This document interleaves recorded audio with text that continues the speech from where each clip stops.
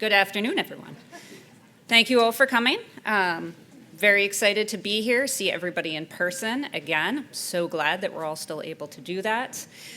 We're very grateful to Colby College for hosting us this afternoon. I'd like to thank you all for attending, thank the students from Colby who are in attendance this afternoon. So great to see young faces in the room. And then I would like to introduce Sandy Buck and let him take it from here.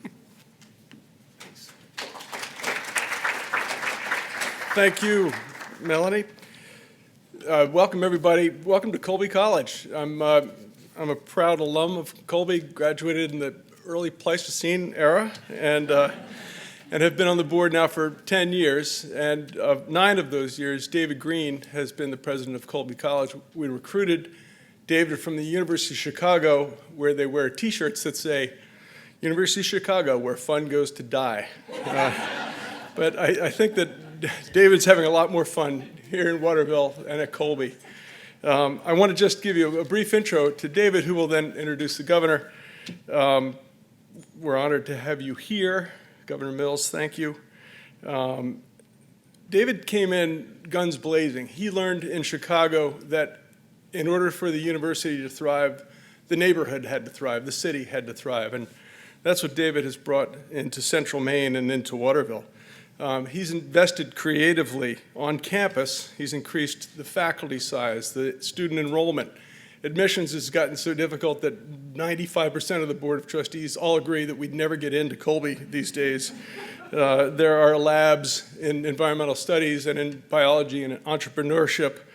Our buildings are LEED certified. We've invested deeply in the arts. We're a carbon neutral campus and have been for 6 or 7 years. I took a tour of the biomass plant, and next door to the biomass plant is the old plant that used to heat up the water on campus here. And I got out of there and it was greasy. It was number 6 diesel. Went into the biomass plant. It's clean and quiet and very effective. David hires well. He's got Brian Clark and Paul Urenick, who are responsible for a lot of the work that's been going on in downtown Waterville.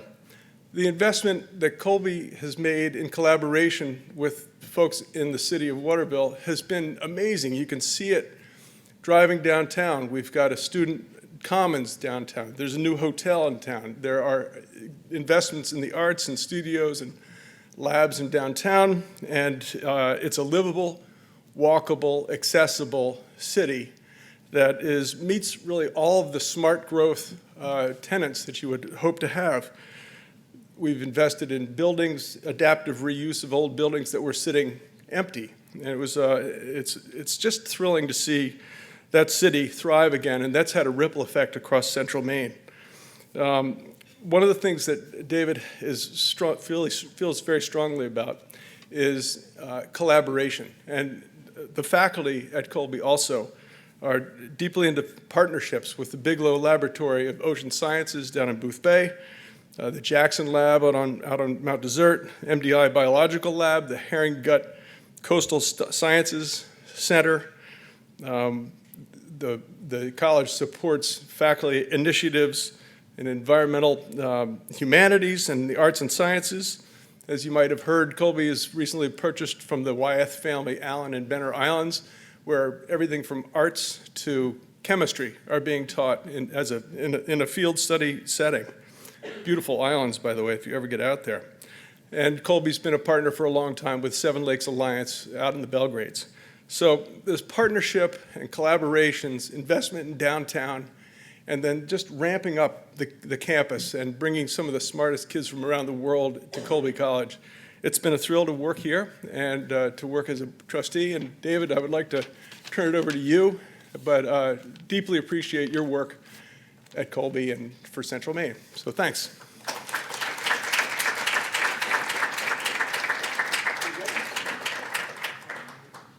Good afternoon. Welcome to everybody to Colby. Sandy, thank you so much. Sandy loves to talk about other people, but not talk about himself. But the reality is, Sandy is one of the true champions for the environment in this state and certainly in this country. And when he talked about some of the things that have happened at Colby that are related to sustainability, Sandy's at the very front of that. He didn't talk about the Buck Lab for the climate and the environment, but the work that's done there, that's run by Gail Carlson, Professor Gail Carlson, who's here today, and to see the opportunities that it provides our students to be doing solutions-based work in policy and science all the time, it's extraordinary. The investments that he insists you make in Maine on issues of sustainability are phenomenal. He is a true leader for this cause, and it gives me an enormous amount of pride. We're also fortunate that we have another true leader and champion for this in our governor, in Governor Mills, and I have the great privilege and pleasure of being able to introduce her today. And I want to say that her work has real resonance for everything that we do at Colby and in this state. But boy, was it brought home for me. Over the last couple of weeks, I was in Egypt at COP27, where the world came together to think about the climate crisis that we're facing and what type of solutions there might be available to us, and the urgency that we need to be able to create in the world to be able to do things that are going to have a major impact on this. There are many lessons that came out of that visit, but one of them is that our actions here matter around the world, and you really see the interdependency of all of us in this world and how we think about energy systems, sustainability, our stewardship of the environment over time. Now, I know the governor is a real believer that you can think about sustainability, act on issues of sustainability, and do it in a way that not only protects jobs, but grows jobs over time. And putting that together is really the magic in all of this. And Maine can be at the forefront of this all the time. Sandy talked a little bit about some of the things that we've done at Colby in terms of building projects. We have invested hundreds of millions of dollars into building projects. We look to do sustainable projects all the time.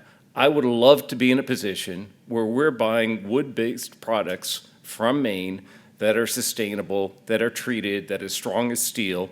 We have to go out right now. We are going outside the country in some cases and outside the state to get some of the sustainable products that we ought to be having in Maine that could really drive new jobs here and be able to take care of the natural resources that we have and allow places like Colby and others to be using those all the time. We look to buy in Maine first, and we look to sustainability first. Those are the things that are important to us, and anytime we can make that happen, we do. Our faculty are working on so many of the different issues that are critical to Maine, the lobster industry in Maine, the water in the lakes here, the water in the oceans that are here, and what's going on, and how do we mitigate some of the problems that are coming with climate change right now, because there's a real urgency to it. We could not be thinking about this in a forward way if we did not have a government in this state that was also not thinking about this. And I know this is true for all of you who are in this room today. Your commitment to it, your work on this is so important. But I couldn't be more grateful that we have a governor who thinks of this as an absolutely essential priority, where Maine can be a leader in this over time. So for Governor Mills, who has led Maine in so many aspirational ways and continues to do that, this is something I know that's near and dear to her heart, and something that I know that she can make a difference on with everybody in this room and everybody in this state, finding a way to ensure that sustainability, that climate change is always on our agenda, but it's also done in a way that helps to make Maine a leader in job creation and job preservation. And if we do all of those things, it's going to lead to enormous success and set a model for what others can do in this country and around the world. So it's a great pleasure for me to introduce Governor Janet Mills. Thank you.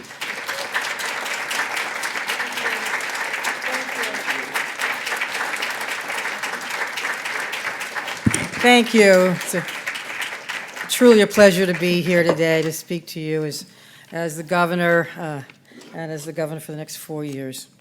So, and thank you, Pat Strouk, for all you do on the forest products side. Thank you, General Farnham, for your presence and your interest in these issues. And thank you to Commissioner Loisem and Director Hannah Pingree for your leadership and the climate action measures that we've taken and the ones that we are about to take and the ones we'll take in the next 4 years.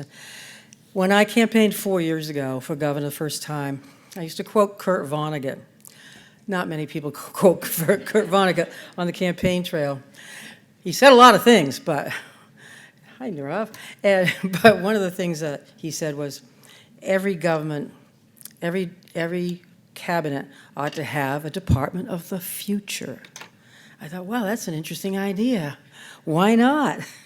So the GOPIF, the Governor's Office of Policy, Innovation, and the Future, is Hannah's revised term for the Office of the Future. And in that context, she and her team have done so much, everything from the Children's Cabinet to energy issues, housing issues, and climate above all else. And so I want to thank them personally for all their work, including right during the height of the pandemic, issuing this report 2 years ago and conducting Zoom meetings all across the state and touching bases with literally thousands of people about their ideas and their wishes and their observations, how we can do things better and how we can become climate neutral by 2045. So, you know, in 1938, British engineer G.S. Callender wrote that the impact of carbon dioxide on weather is, quote, not only possible, but is actually occurring at the present time, end quote. 84 years ago, he warned the nations that our climate was warming in a destructive and unsustainable way, and that human actions were poisoning the atmosphere at that time. We knew, well, I wasn't there then, but they knew, the nations knew, the people of the world knew, but did not take significant action at that time to protect the future of our planet and of civilization. Now, UN scientists tell us that climate change is a code red for humanity, quote unquote, threatening all that we hold dear.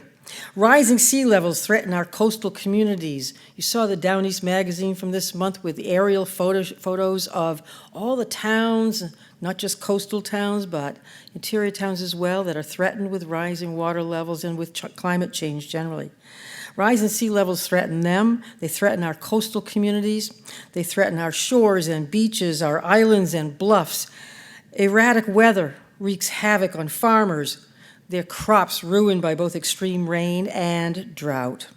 Temperatures are increasing on the land and the sea, threatening the health of animals and humans alike.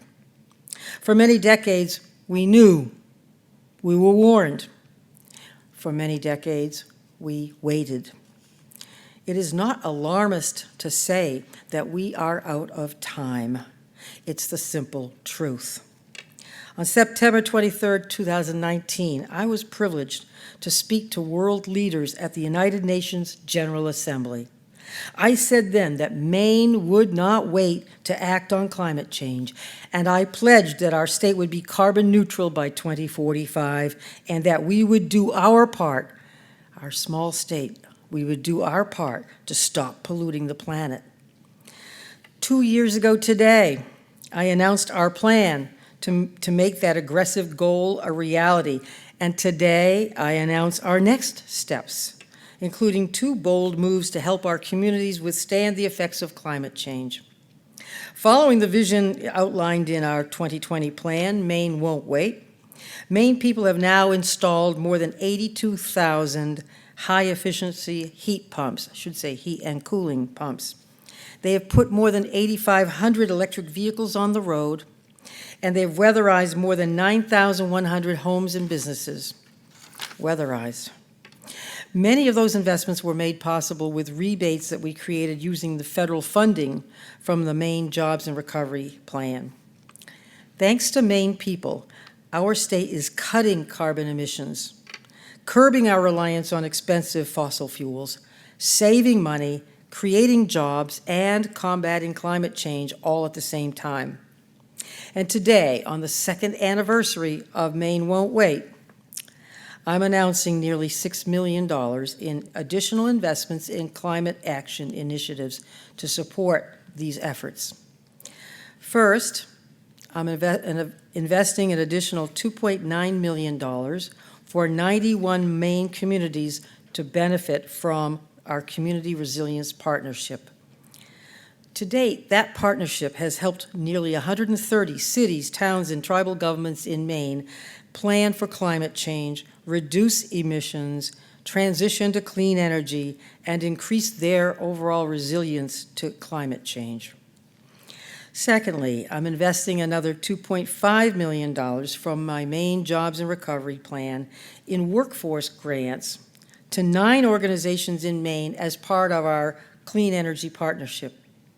The Clean Energy Partnership supports the development of good-paying clean energy jobs. The total $5.4 million in funding that we're talking about now is separate from other historic investments we're making in the Maine Jobs and Recovery Plan, including $50 million for energy efficiency programs, already going out the door, $50 million for more affordable and more efficient housing units, and $20 million to make public infrastructure more resilient. These funds are also separate from the more than $2 billion Maine is expected to receive from the Bipartisan Infrastructure Investment and Jobs Act for things like electric vehicle infrastructure, home weatherization, public transit, and energy efficiency programs. For more than 8 decades, humanity waited to act to slow the warming of our planet. Maine is not waiting any longer. We're making unprecedented strides to embrace clean energy, to reduce carbon emissions, to strengthen our economy, to help our communities fight at every level the greatest danger of our time. I want to thank this group, the Maine Climate Council, for all of your efforts over the past 3 years. Your commitment to this important work, even amidst the immense challenges of the pandemic, your commitment has created a climate action plan that is engaging and is inspiring so many people to protect this special place we call home. With this climate action plan as our guide, we will be the generation that protects this precious place we call home so that future generations may live in a Maine that is as beautiful and bountiful as it is today. The Maine we know and love. Let's keep it that way.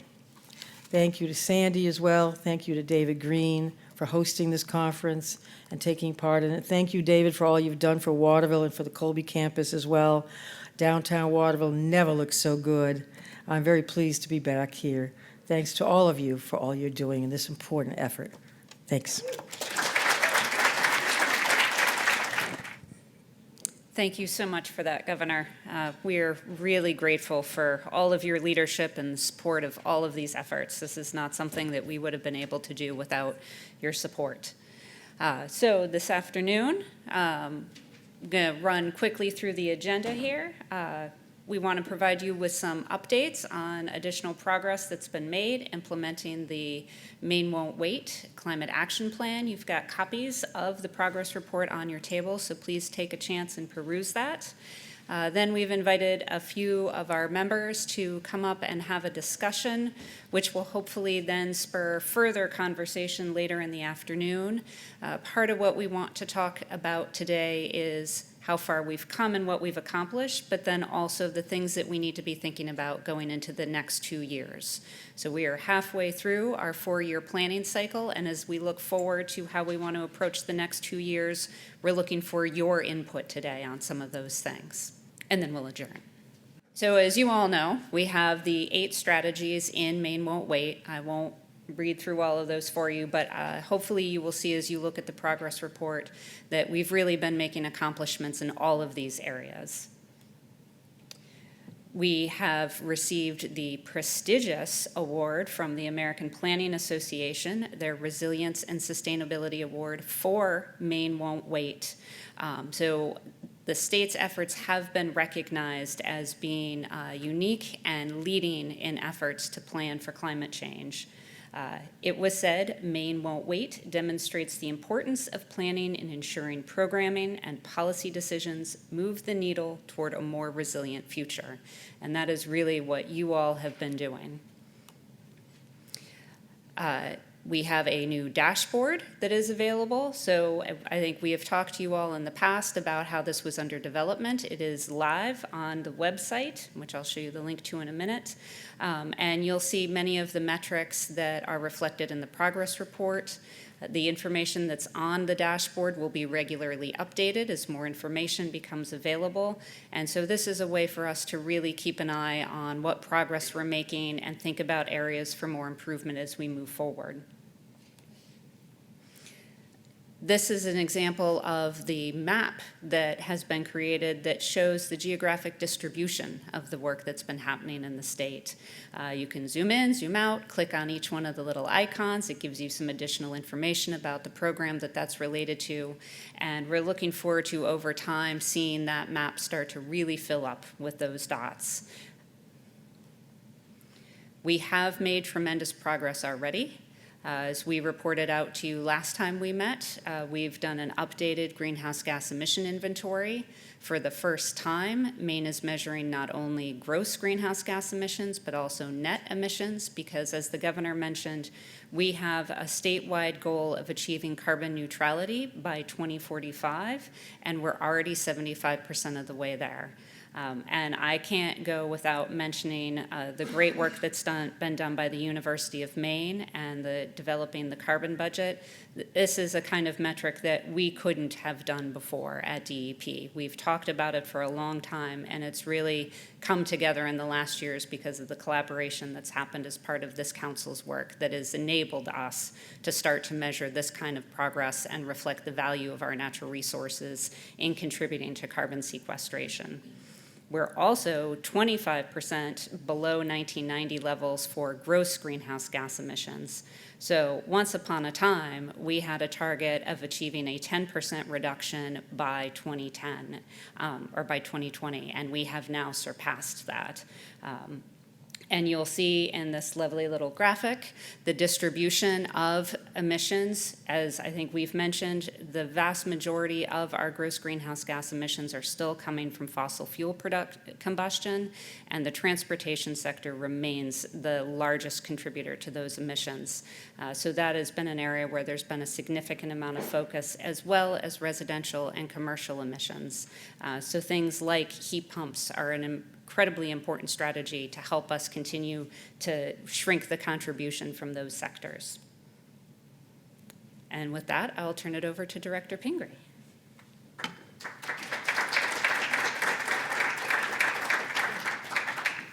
Great. So thank you, Melanie. And again, great to see members of the Maine Climate Council. It's exciting to be here, and was exciting to hear our governor touting the success. I think that many people in this room put a lot of time and effort into the strategies and goals. And again, we're here today, and I'm going to dive a little more deep into the top level things you saw in the dashboard.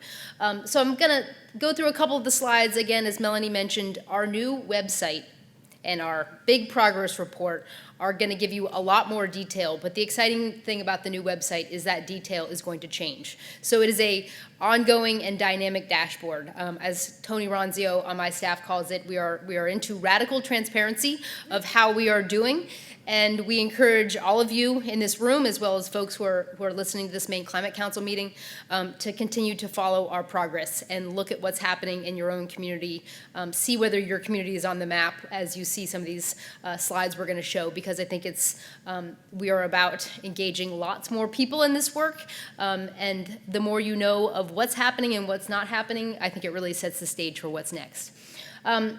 So again, I'm going to talk about a couple of the sort of highlight metrics that we, as the Maine Climate Council, decided that we would track on a regular basis. Obviously, there's lots of deep data, but these are some of the important ones, especially as it comes to meeting our emission reduction goals. So as Melanie said, we're at 25% reductions from 1990 levels. That means we have another 20% to go in the next 8 years. So that is heavy lifting, and heavy lifting that is going to be led by a lot of people in this room and lots of people who are hopefully listening to us today.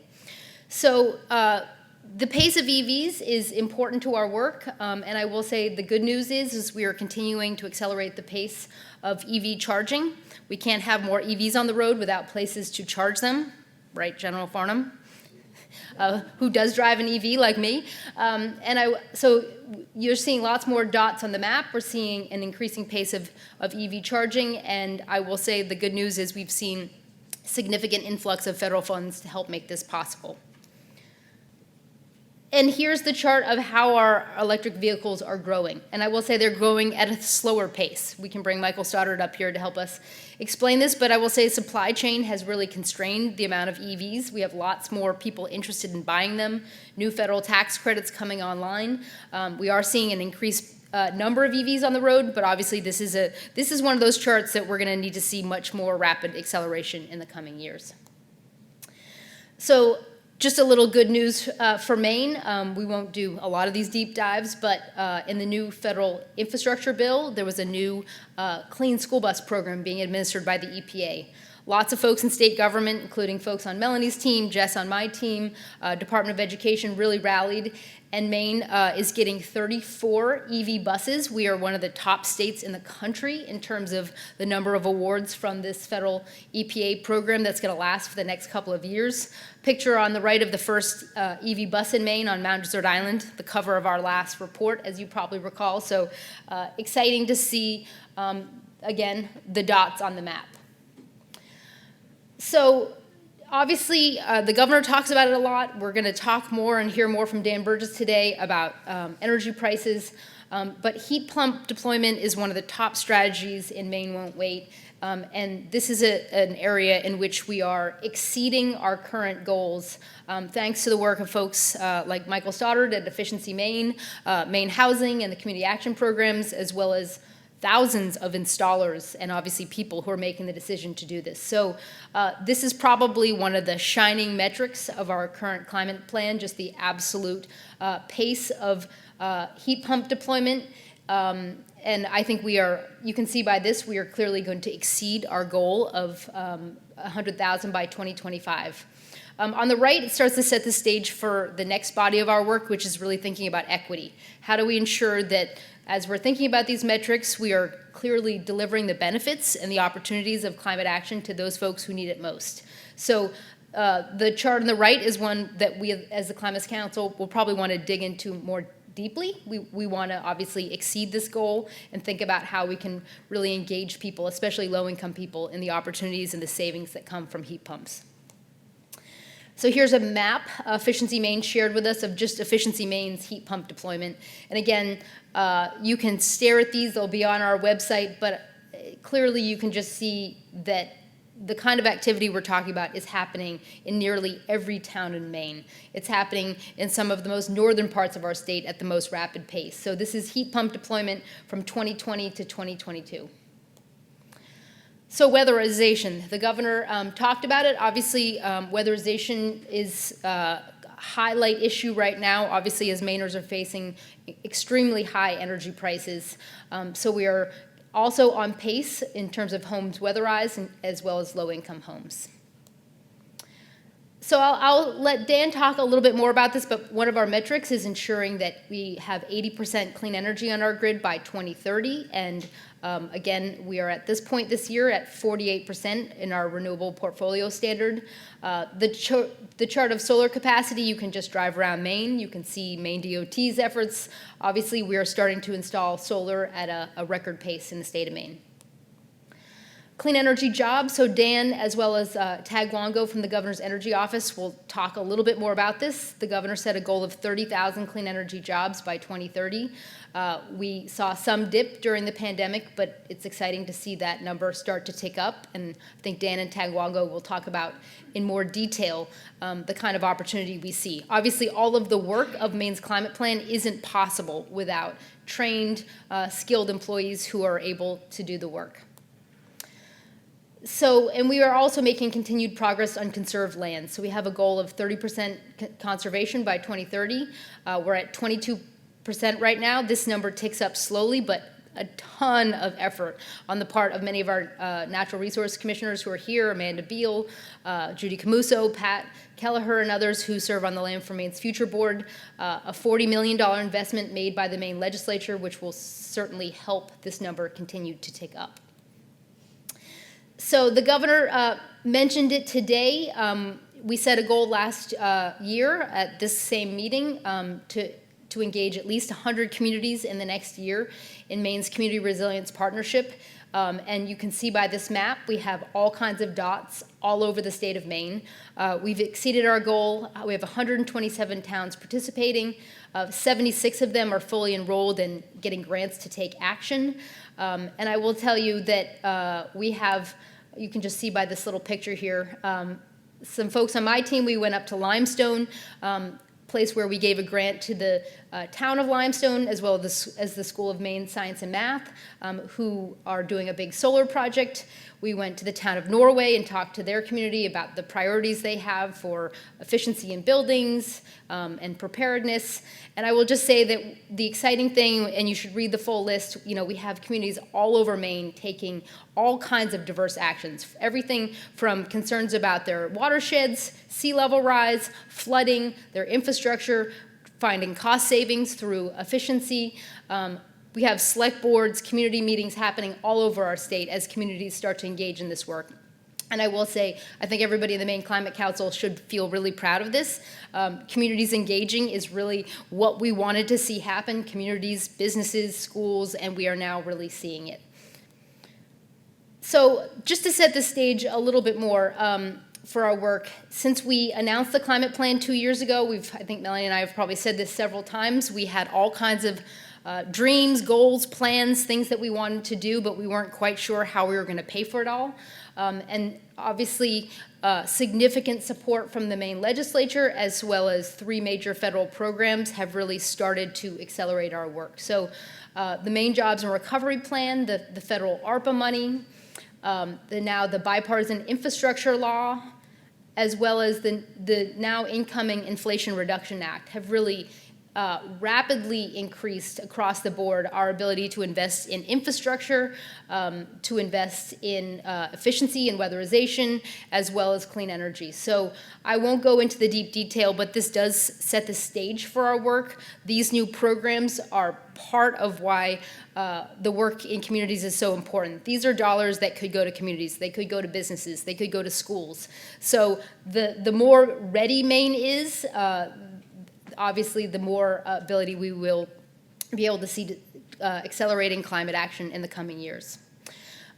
So with that, I'll just say I think everybody in this room should feel really proud of this chart. This is, again, coming from the strategies you all and all the working group members came up with. Obviously, the work is now happening in communities across Maine, as well as I just really want to recognize the state agencies and who are really digging in. You know, from Melanie's work to Amanda Beal to Heather Johnson and so many others in this room, this stuff is not just happening easily. Efficiency Maine is, we're keeping them, I think, as busy as they've ever been. Maine Housing and others. Obviously, so many hardworking folks are helping us make this happen. So with that, I'm going to pass it off to Dan Burgess. Just to set the stage a little bit, I don't think I really need to, he's going to hobble up here. He turned 40 and played basketball in his boots, and this is the result. So Dan Burgess is the director of the Governor's Energy Office, and I will just say the moment we are in with energy, I think is obviously urgent. It is painful for the people of Maine, and it actually really emphasizes how important our work is, making sure the strategies of the Maine Climate Plan are realized. So I will pass it off to Dan.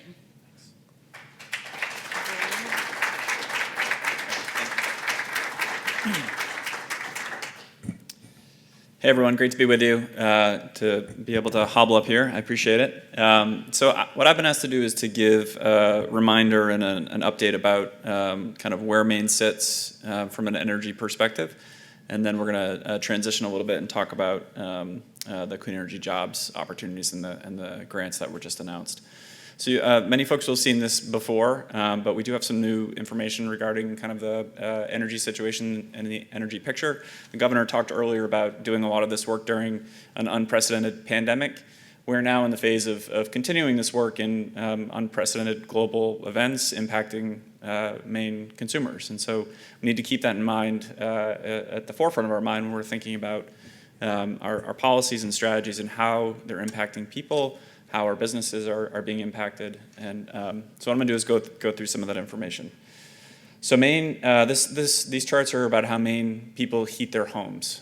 So you've heard that 60% of Maine residents use home heating oil. We actually got new information where we've dropped a couple of percentage points, so we're at 58% of Maine using home heating oil.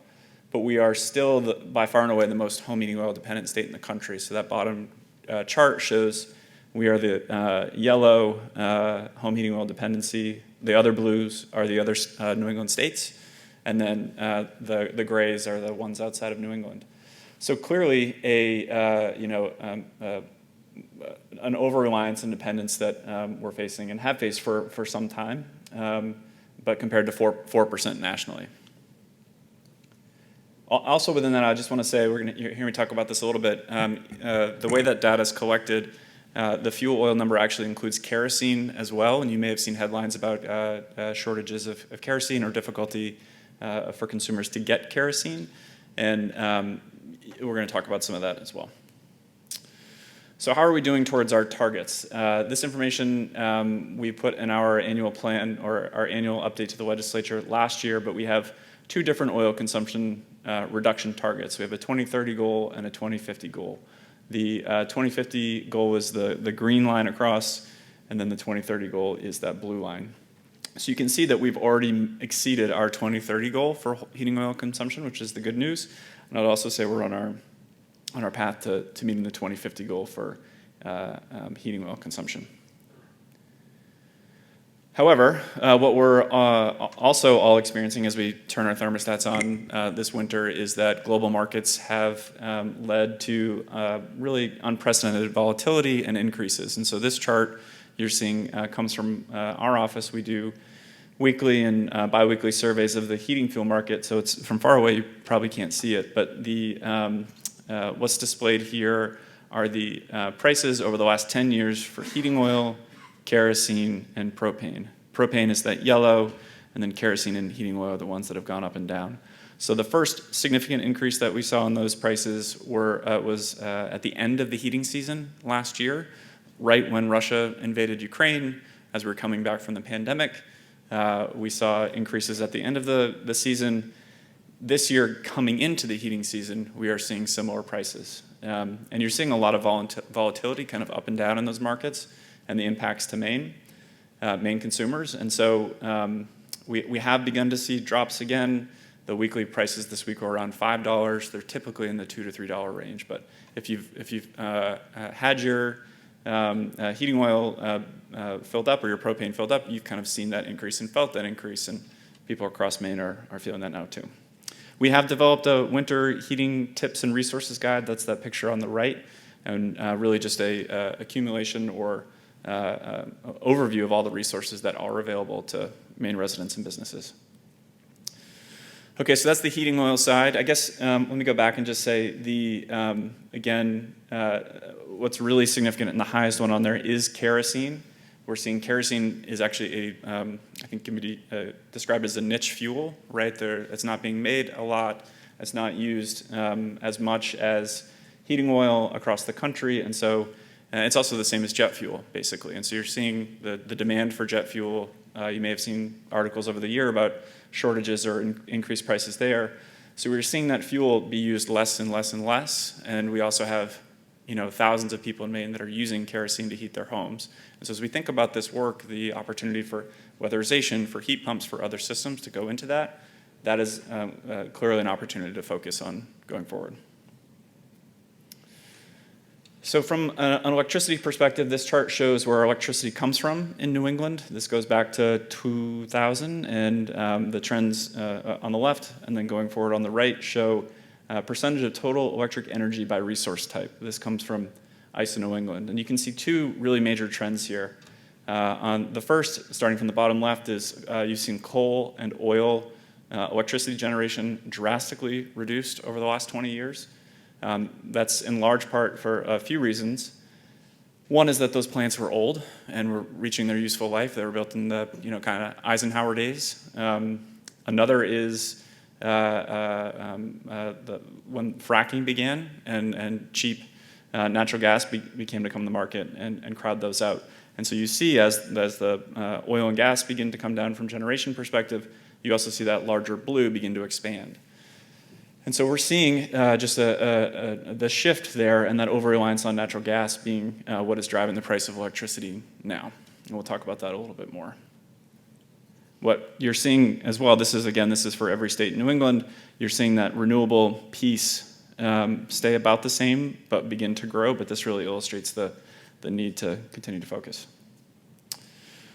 So that's where our electricity is coming from. Again, incredibly reliant on natural gas. How are we doing on pricing? This is from the Energy Information Administration, this is showing how we stack up versus the other New England states when it comes to electricity prices.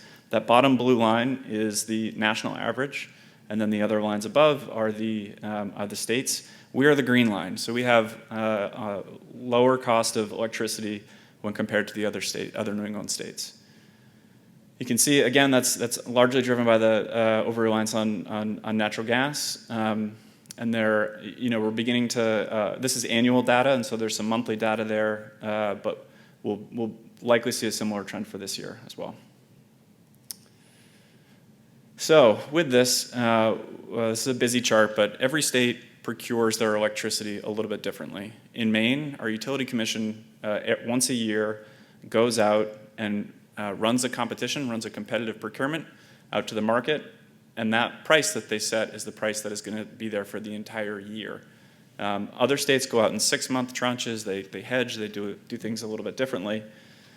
But what every state in New England is experiencing is the supply, so the actual electricity, that's not the transmission and distribution, but the actual supply rates have increased across the region. So the blue bars are 2022 prices, and the red bars are 2023.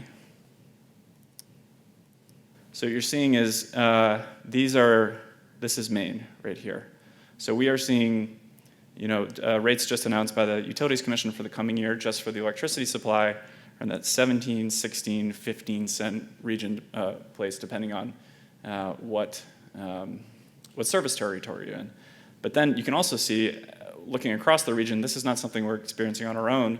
It's something that other states are seeing, and across the board are seeing higher prices. And so when we think about what we're going through, it is a regional challenge, but it is also one that we're faring okay when compared to our neighbors. Again, they're procuring a little bit differently, some 6 months, some 3 months. We are doing a 12-month, and these are results from that. So these new prices will come in January 1st.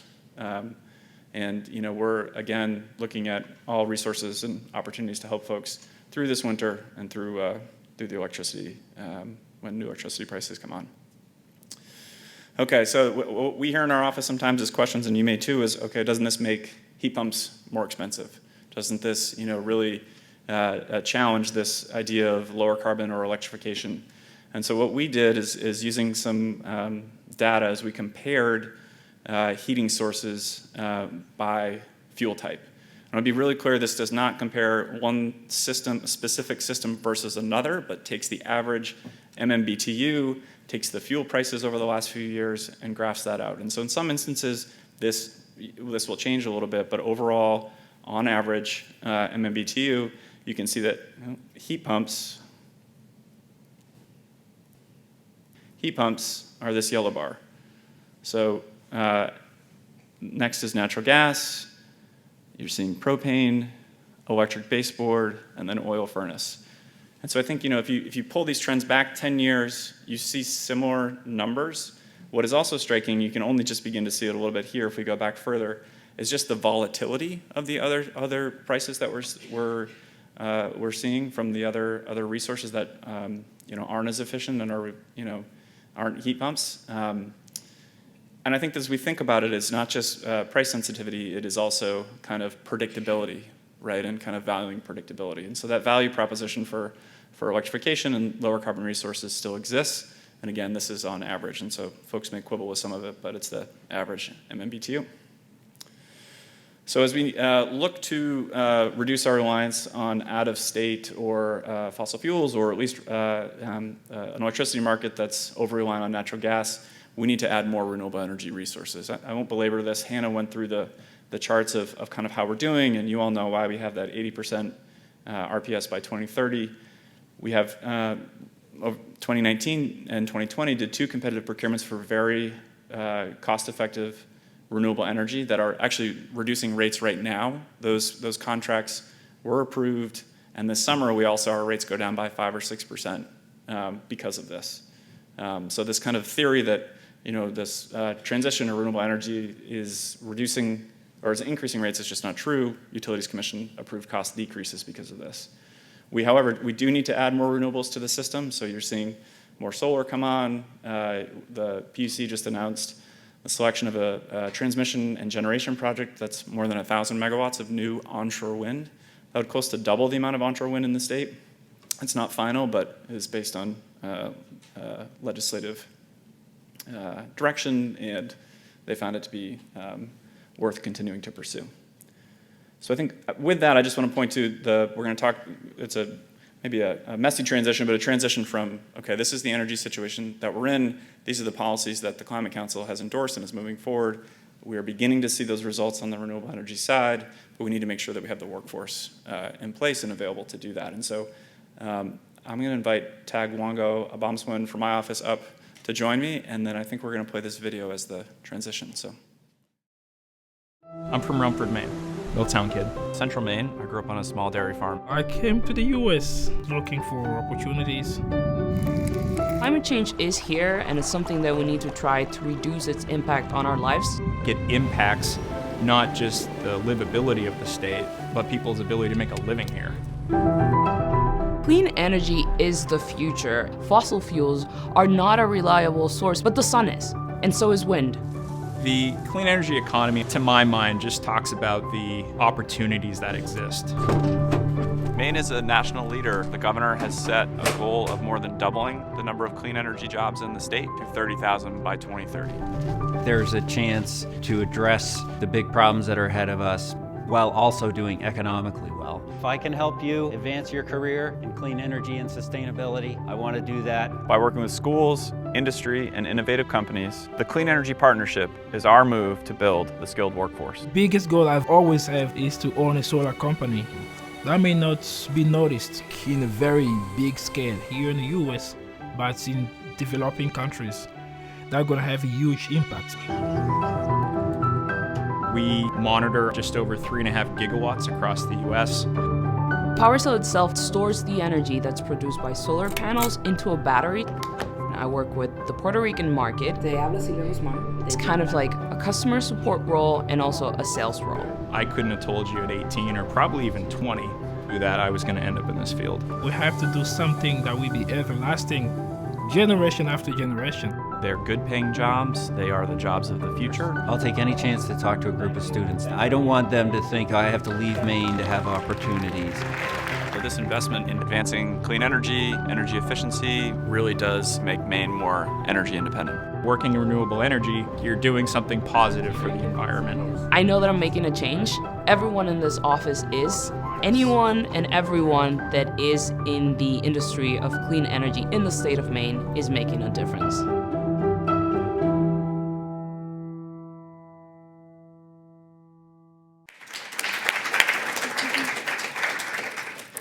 I feel like that video tells you pretty much everything that I'm about to say, but thank you for having me. I'm Tagwango Obamswin. I'm the Clean Energy Partnership Program Manager at the Governor's Energy Office.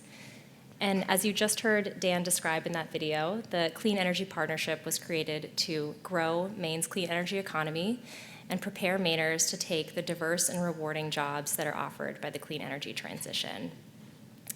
We're really excited to be supporting a variety of initiatives to help us achieve these goals, including providing funding for workforce development initiatives, which you just heard the governor announce earlier today, as well as developing a centralized workforce clearinghouse website and offering up to $2.25 million in support for clean energy business innovation. But before we talk about some of the exciting work underway, let's put some numbers on the clean energy workforce in Maine. So Maine's clean energy economy employed nearly 14,500 workers at the end of 2021, with over 50% of those being engaged in energy efficiency alone.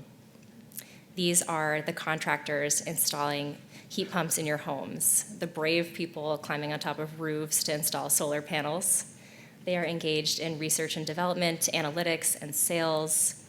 The businesses that employ them typically pay above average wages, and many of these jobs do not require a 4-year degree.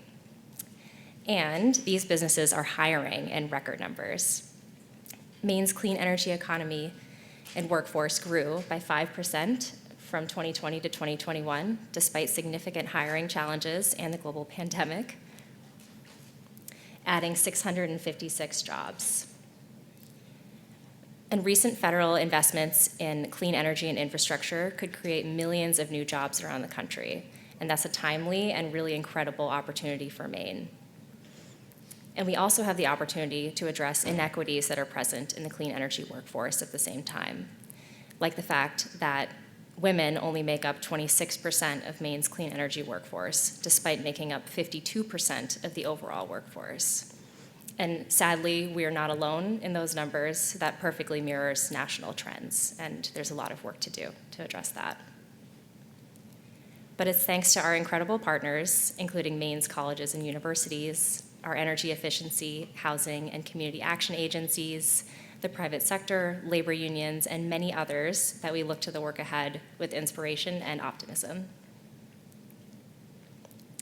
And speaking of our partners, we are thrilled to be supporting these 9 organizations that you see here in advancing clean energy workforce development initiatives in the state.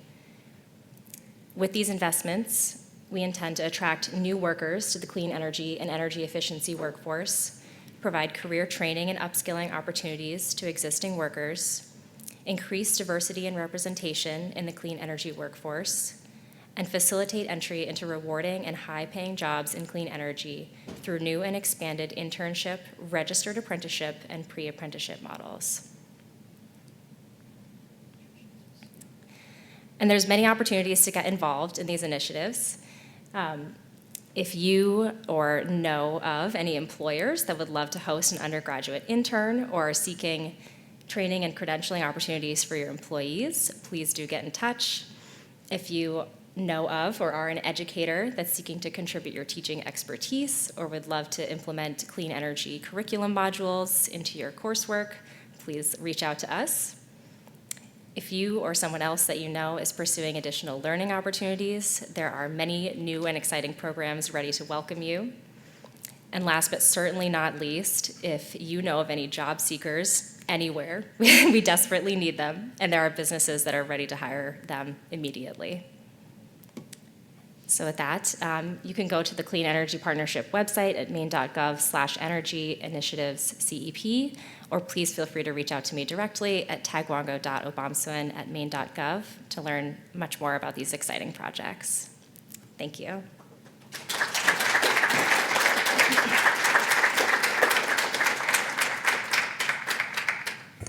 All right. Well, we're actually ahead of schedule, so we didn't think we would have time for questions, but are there any questions or comments just reflecting on dashboard, where we are, the energy situation, jobs, giving you the full package? Any questions or comments? On the website for the job seekers, if someone is looking to be, for example, to become an electrician, do you match them up with people who will train the electricians? Tagwango, you better come back up here. You stay here. Dan, we will just bring the microphone to you. Or do they have to find their own, apprenticeship? Yeah, we would be really, really happy to help people identify suitable programs to attain the training that they need. We're doing it already. People reach out to us by email and directly. Our friends of the Department of Labor are also really in tune with all of the available apprenticeship programs there are for electricians training. And if you know anyone that wants to become an electrician, please do not let them get away. Thank you. Thank you for your question. Other questions, comments, thoughts? Dr. Shaw, do you have a question? You're just standing. You're just looking well behaved. All right. Great. Well, maybe we will welcome up the panel and give them a little bit more time to speak. And I will ask Melanie to introduce them. So as they're getting settled, I'd like to introduce our panel to you. Kathleen Meal from Maine Conservation Voters, also co-chair of the Building Infrastructure and Housing Working Group. Ken Colburn from Symbiotic Strategies LLC, on the council and co-chair of the Energy Working Group. Commissioner Johnson, Commissioner of the Department of Economic Community Development, also a council member. Carl Wilson in the center from Maine Department of Marine Resources, Scientific and Technical Subcommittee, and he knows an awful lot about sampling lobsters. And Dr. Shaw, who has a chocolate bar named after him, from the Maine Center for Disease Control. So as I mentioned earlier, the idea is that we wanted to help get everybody thinking and talking so that, we're not just talking at you for all of these meetings. We've been through 2 years together. We've got another 2 years of implementation under our existing plan. And what we're hoping that each of these panelists could talk to you about is to reflect on the progress that we've made, changes in our landscape in the last 2 years, and where are some areas where we feel like we still need to do more. And then looking ahead, what challenges and opportunities do you see for the Climate Council? And so I'd ask Kathleen to start. Thank you, and thanks for being here today. I really like this tradition of spending December 1st together and celebrating all of the work that we have done. I think for many of us, I suspect that the memories of drafting and launching Maine Won't Wait are really tied up with the memories of the early days of the pandemic, right? When we were just trying to put one foot in front of the other, and it's very easy for me to conjure up the memories of the first, what turned out to be the last in-person meeting of the Buildings, Infrastructure, and Housing Working Group, walking into Starbucks to get my coffee with my to-go mug and having them say, "Oh no, we can't fill your to-go mug." Like that, people are getting really nervous. And then, within a few days, our entire worlds had transitioned to platforms that many of us had never heard of, let alone used before. And I know I would not have been surprised if the governor, if Melanie and Hannah had said, okay, we got our hands full right now. We're going to hit pause on this whole Climate Council thing. Just hang tight. And wow, what a luxury it would have been to handle one crisis at a time. That is not the world that we are living in. It's not the world we were living in March of 2020.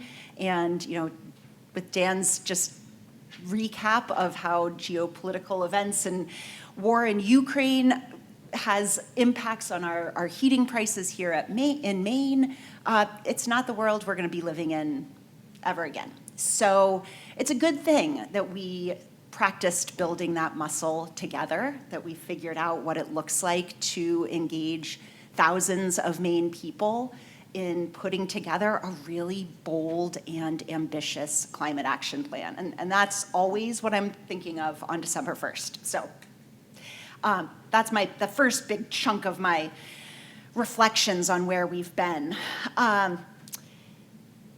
2 years ago today, when we were launching this plan, I felt really confident that the work of putting together Maine Won't Wait represented the highlight of my career. It's like, this is the greatest thing that we have ever done together. And it was the easy part. As impossible as it was when we had, kids doing remote school and dogs barking in the background, writing that plan was the first step. And in the last 2 years, we've been engaged in the much, much harder work of implementation. And not just implementation any which way, but implementation with a focus on equity and shared benefits and community engagement as our North Star. That is not easy work. And I'm just so grateful to GoPIF and to all of the state agencies for not just leading that work, but documenting it so that we can just pull up that dashboard at a moment's notice whenever we feel overwhelmed and say, look at what we have done. The accomplishments in the building sector got a lot of airtime this morning as well, or this afternoon, as well they should. So I won't go back over the heat pumps and the weatherization and all of those really impressive and exciting and important pieces of our progress. Instead, I want to share one piece that I'm really excited about. In the last legislative session, Maine Housing is now directed that all new affordable housing construction be built to Passive House standards. That's something that sounded impossible a few years ago. Even when we were writing this plan, it was like, we can throw it in there, but it's going to be really hard. And now it's a reality. And so I think about that, and I think about the work that is ahead, the work of making sure that we continue our progress towards clean energy, towards weatherization and heat pumps, and that we do all of that in a winter that Maine people are really going to be struggling with heating prices. And I know, I'm sure everybody is following and eagerly anticipating the governor's heating fuel relief plan. We'll see any day.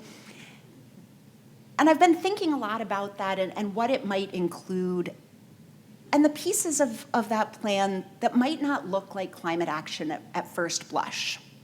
I think we're going to see a lot more of that in the next 2 years of implementation of this plan and in the next plan. That the work that we do will be much harder to slot into one category, one sector, one sort of priority. We're going to see more and more intersectional projects, intersectional legislation, and that's a good thing because we are really facing a multifaceted set of crises, right? Back to that, we don't have the luxury of doing one thing at a time right now. None of our steps forward can address only one part of the problem. And I am so grateful for the Climate Council bringing together so many of us with really different backgrounds and bodies of work and areas of expertise, because we need all of us. And it has been just such a pleasure and a privilege to get to do this work with all of you. Let me see. Yeah. That was my notes.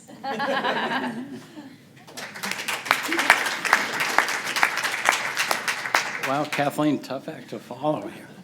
Melanie, thanks so much for the opportunity, and I'm pleased to be here to reflect and offer a couple of challenges from the energy side of the coin. I feel out of the gate a little bit like I'm channeling my inner Hannah Pingree, because my first reflection is just how proud we can be as Mainers. You know, we were blessed with an uncommon amount of renewable resources. So we started with a leg up, but we were also blessed with a public and with policymakers who recognized the risks of climate change and have acted on them.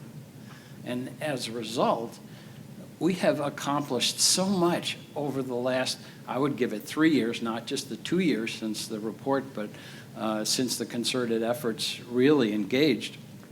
And you've had them listed pretty much already, but just, you know, from the energy side, there's the supply side and how much has been done and is being done on solar, advancing solar in the state, how much more needs to be done, but we're getting there. How much is being done at the university and elsewhere with respect to wind power. These are non-trivial challenges and nation-leading efforts, especially floating. The adoption of the Green Bank, the accelerator in Maine. You know, and it's not just the governor, though thankfully it is the governor, not just the agencies, it's the legislature as well. It's the public that recognizes all the things that are going on are actually good for them from a jobs perspective, good for them from a comfort perspective, good for them from a reliability and resilience perspective. We also have all of the efforts on the demand side, many of which have been enumerated. Efficiency Maine's extraordinary work on heat pumps, now there and elsewhere on EVs and EV charging. You know, we're limited in our EVs because of the supply chain more than demand at this point, which is a good situation, I guess, because that'll burst open when the supply chain issues are finally solved.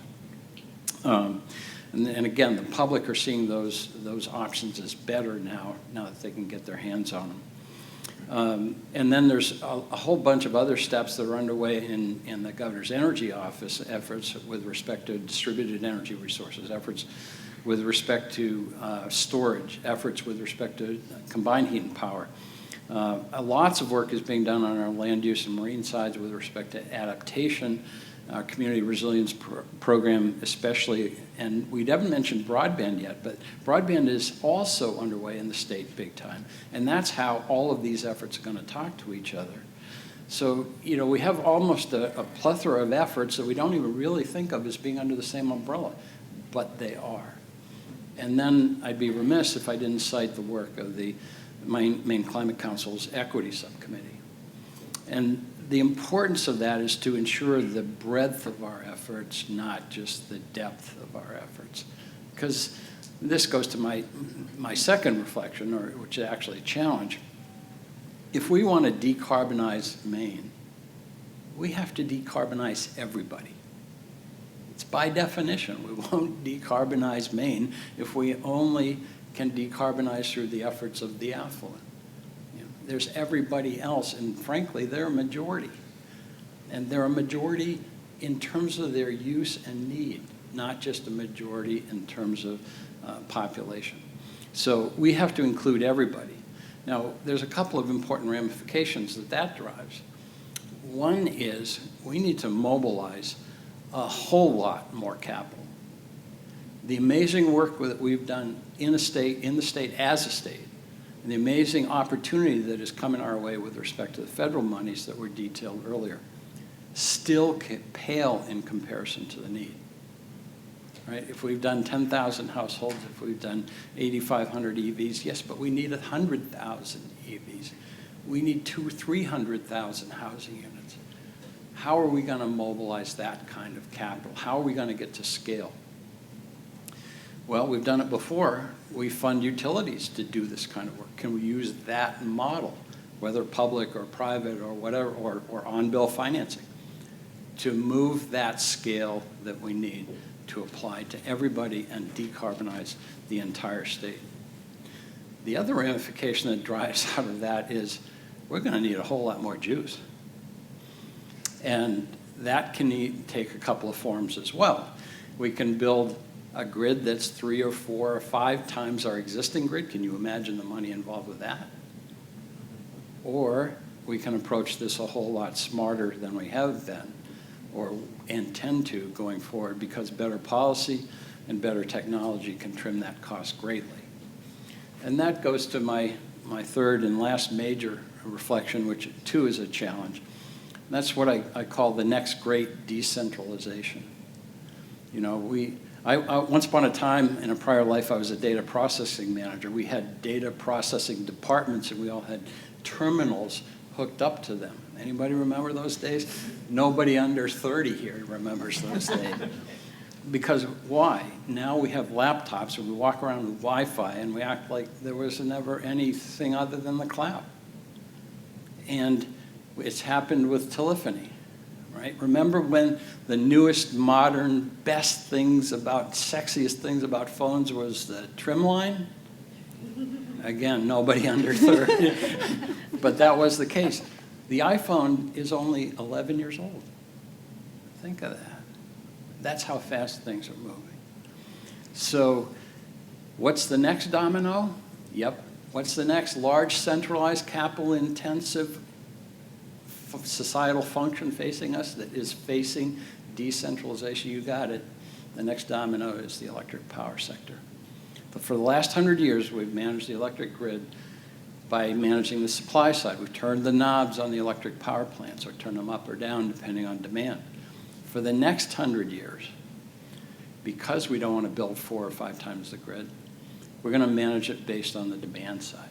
That's why we need the broadband, so all the devices can talk to each other, so when you come home, your microwave can tell your EV, don't go charging now, I'm running. Right? And that technology exists today. That's not rocket science. It's just not widely penetrated yet. We will manage the demand side in that fashion. But this, think about it too, will dramatically blur the lines of what's behind the meter and what's in front of the meter. It will dramatically blur the lines between where the utility ends and where the rest of us begins, and who runs this show and how. So we will need as fundamental changes as in the technology side, we'll need on the policy side, in our policy and regulatory paradigm. And there's no way that that is going to be anything other than a rocky road. So we have to work hard to figure out the best paths there for Maine as well. And I'm convinced Maine can once again be a leader here, because this is also pretty uncharted territory. So at the end of the day, back to, I guess, channeling my Hannah, I'm also optimistic. You know, why? Because we value Maine. We value its quality of life. That's why we're here, at least any of us who came here.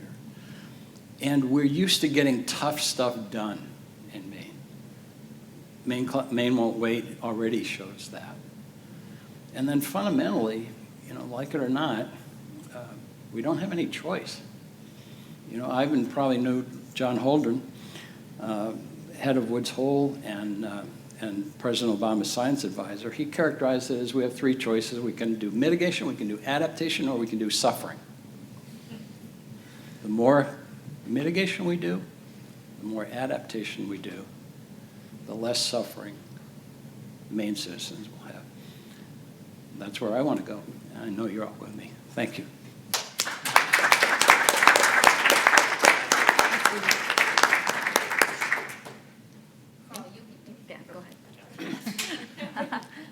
Okay, I guess I would, first on reflection, as someone who has kind of toiled away in state government for the majority of the career, I feel momentum relative to climate action and our work around climate change. And that's something that's really encouraging. It's not often that you can see the ship starting to change.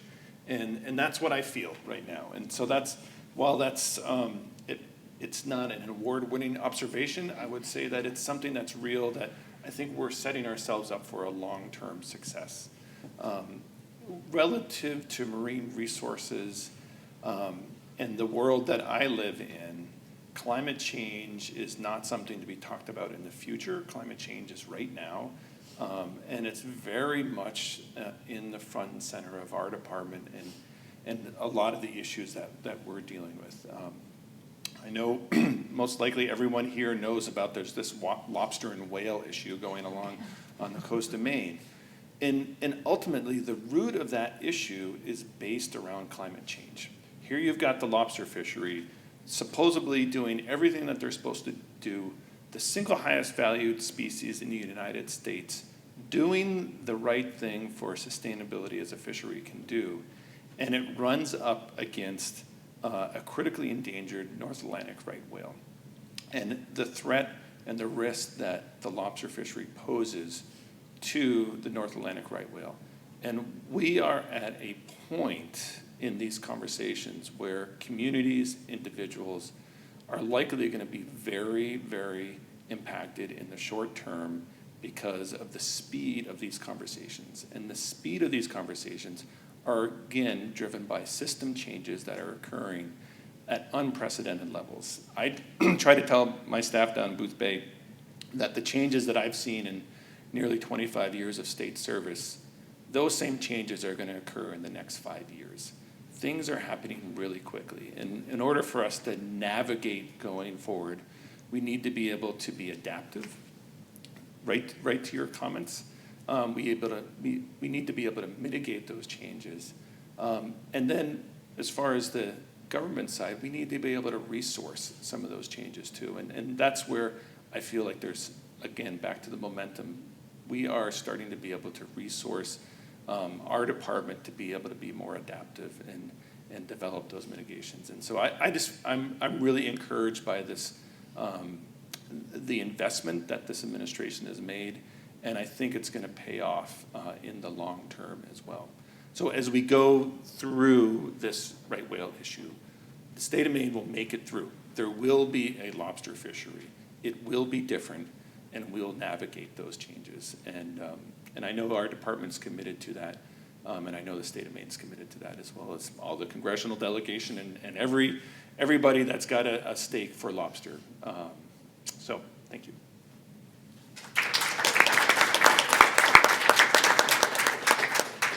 Sorry, we sat in the wrong seats. Good afternoon, everyone. I'm Heather Johnson, and as I do a little bit of reflection related to Maine Won't Wait, it's interesting because when you traditionally thought, maybe longer term, thought about climate and the economy, you didn't think about them connected.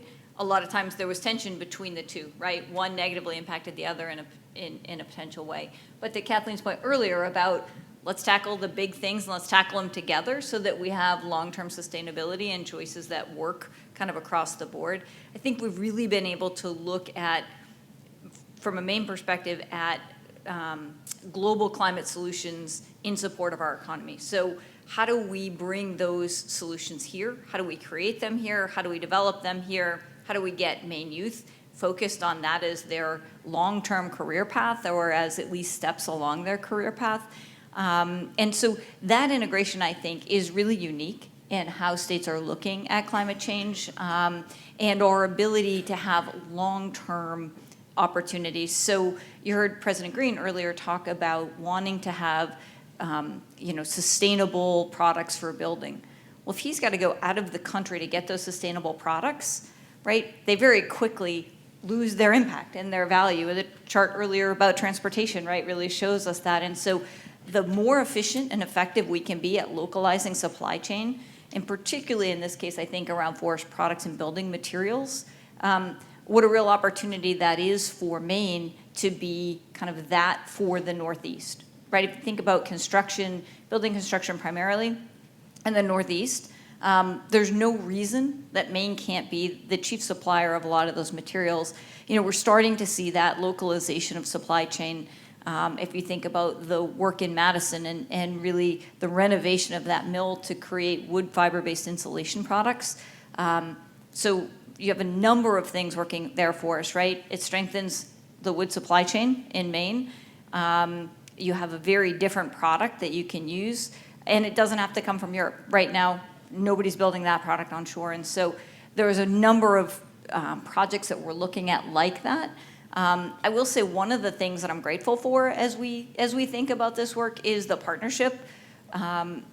Just yesterday, Melanie and I were together looking at a new opportunity, and as we think about it, trying to go out and attract new opportunities or applying investments to encourage and incent development, there's a real opportunity as an administration and as a lot of you in the room, communities, nonprofits, to think about those things together.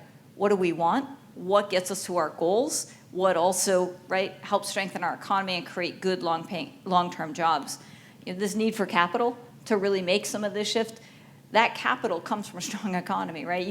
That capital's not going to come if our economy's not strong.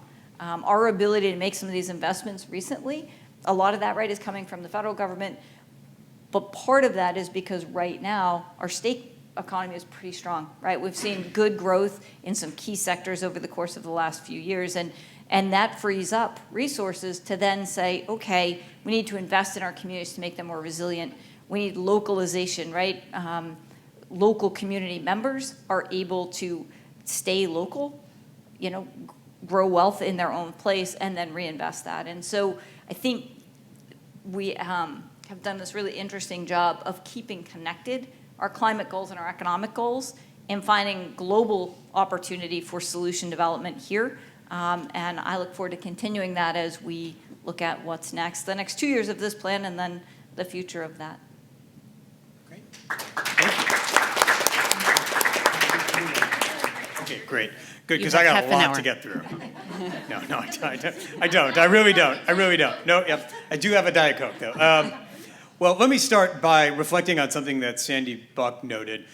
When he was introducing President Green, he noted that President Green, coming from the University of Chicago, a university that has T-shirts and a motto that says, "Where fun goes to die." And I felt that painted the university in a slightly negative light.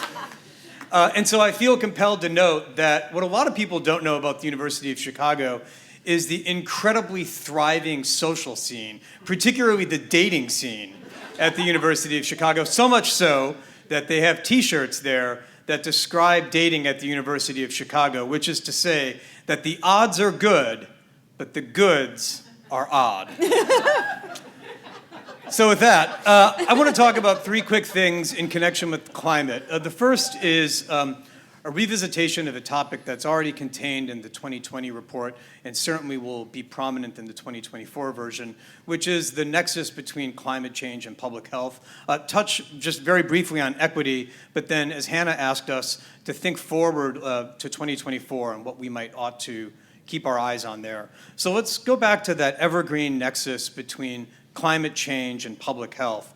We found just recently that issues that involve climate change, when framed as human health issues, are a good way to compel people toward climate action. Here in Maine, that entails things like preparing for high heat. But there are others that are on everyone's mind that I just want to note.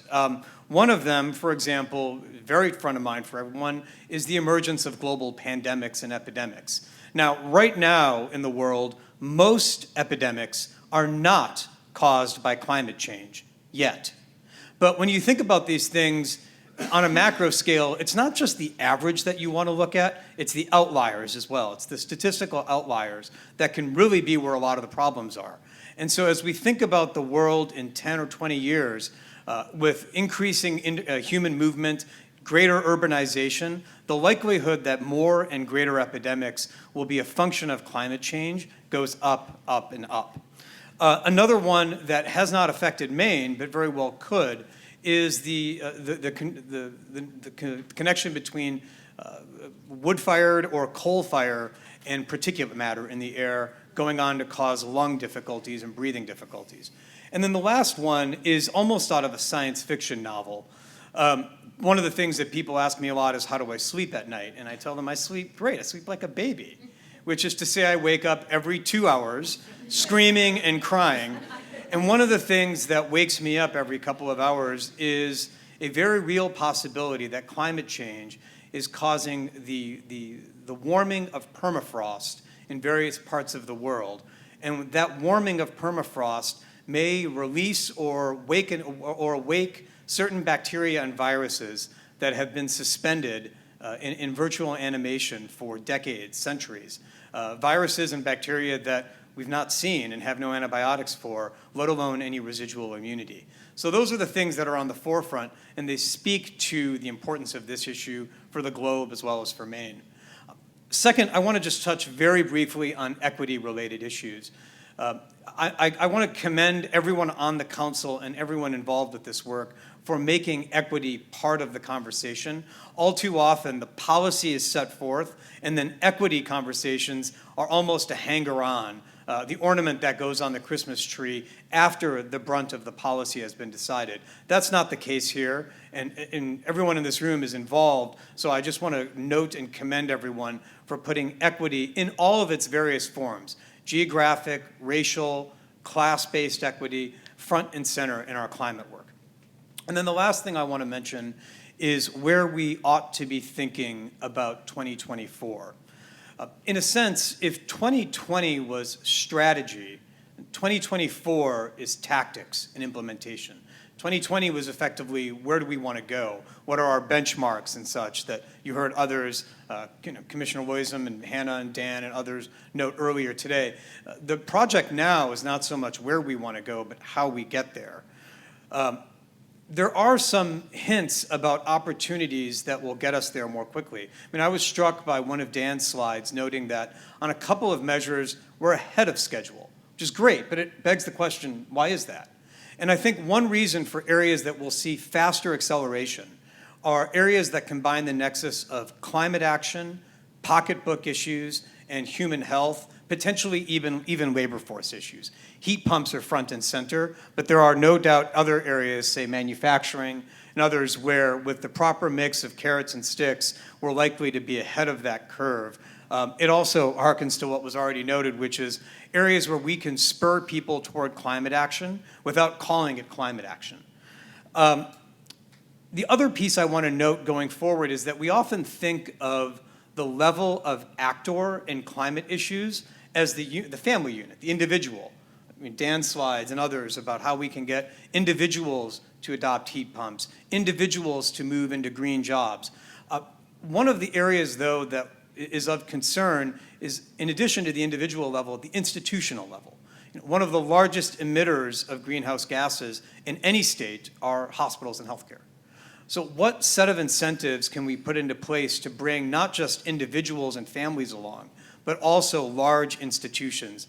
In my case, what I'm thinking of are hospitals and healthcare. And then the final thing I'll mention are, I'm not sure whether to frame this as vulnerabilities or potential weaknesses that skeptics of aggressive climate action may point to, but they all relate to various supply chain issues.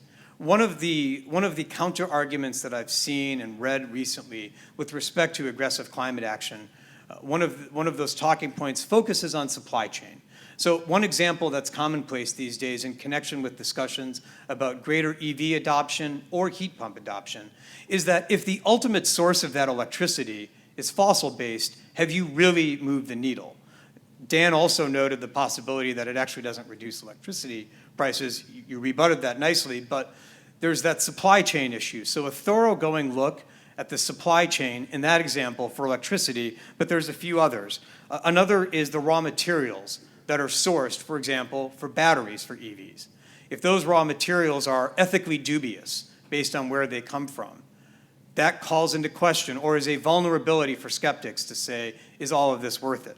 Commissioner Johnson mentioned the possibility of sourcing of wood products. I'll also note another related one as it relates to the sourcing of solar panels. Earlier this summer, folks may remember a bit of a trade dispute that emanated because of the provenance of solar panels coming from China via Cambodia in violation of US trade laws. To the extent that a lot of the energy work around climate is fashioned as a move toward energy independence, if we ultimately become reliant on a supply chain rooted in other countries, that's a vulnerability very similar to the same supply chain issues that we currently face with respect to fossil fuels. So those are some vulnerabilities that don't just affect Maine, but of course the entire country, but it's not too early for us to be thinking of them here. Thank you.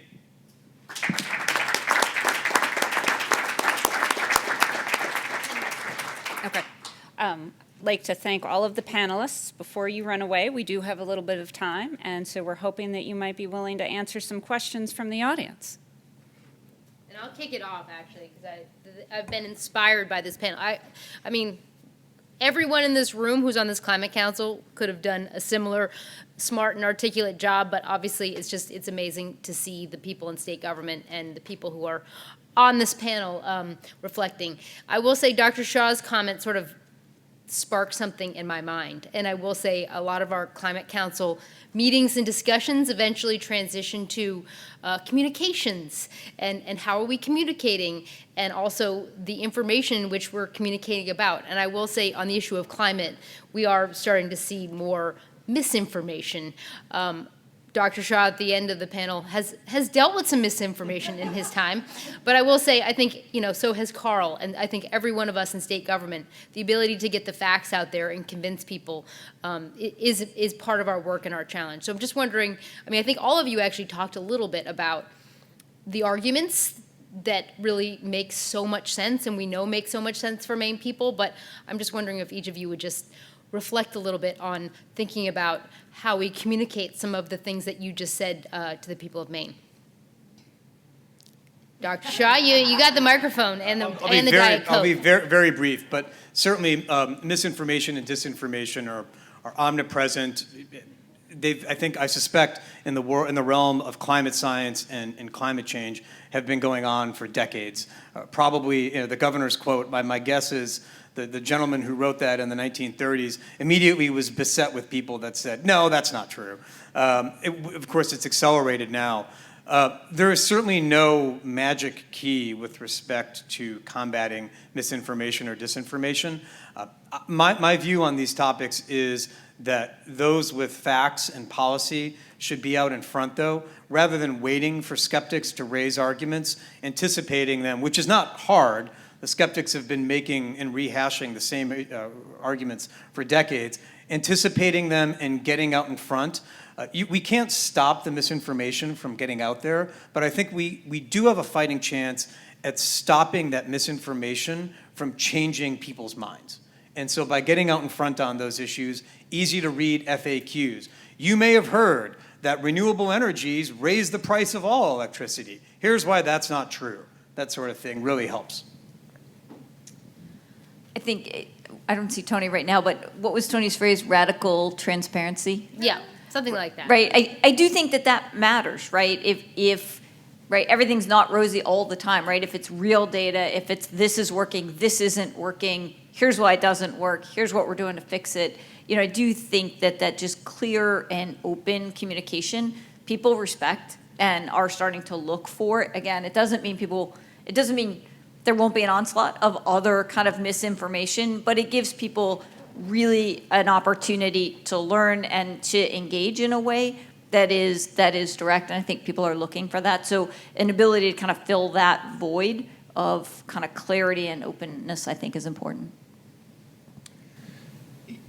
Yeah, I would just say that a meeting like today, in person, is something that we haven't been able to do within Marine Resources much at all for the last couple of years. And for me, I think we have lost some of our constituents because of that. And I know a lot of my early work was done with a cup of coffee in front of me and somebody's kitchen table, right? And I think we need to be able to get back to that, and at least our coastal communities are still very much dependent on that face-to-face interactions, and that those interactions tend to ripple up. And so it's been amazing during the pandemic to see how information dissemination has occurred, but I also believe that there are some communities and some sections that have been left behind during the pandemic. And so I know that that's one of my commitments, is to try to get us back to kind of first principles for our group, to get back out into the field and work with the industry that we've been tasked to work with. So. And it's hard for me, having done climate for ages now. I was at COP3 in Kyoto, the Kyoto Protocol, and then about 10 COPs after that, when climate disinformation was born and took over. Climate change is an invention of Frank Luntz to take the place of global warming, Republican pollster Frank Luntz, to take the place of global warming, because change is good, bad, up, down. It's not that bad, right? Well, it turns out it is. Those were the days of Michael Mann and the hockey stick, right? And all of the stealing of emails and so forth that were done to subterfuge actual climate science. The good news, I think, is we don't have to talk so much about how to convey climate action, because we didn't get in this problem of climate risks by doing climate change bad, and now we need to do climate change good. We got here by burning gasoline in cars, and now there's a better option that only has 25 moving parts instead of 2,500 moving parts. And we didn't get here because we got here by burning coal to generate electricity, and there's better ways now that are far more reliable and far cheaper. And ditto home heating oil.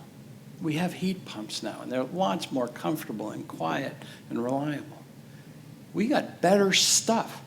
Let's talk about the stuff. And behind the stuff is the jobs. We don't even have to talk about climate change. That doesn't mean we should duck it. I'm not in that camp at all. But we got, as Dr. Shaw said, we got facts. We got jobs. We got economics. We got the real stuff. Let's talk about the real stuff. Couple of things. The threats to our democracy are a topic for another all-day conference, at least. But I think there are some really important lessons from that world and that body of work that we should all be paying attention to. There's good research and great best practices about how you talk to people about things that They're operating from a different set of facts. We all need to be up to speed on that so that because there are some things that we might do that make it worse. And we don't want to do those. We want to do the things that actually build the bridges.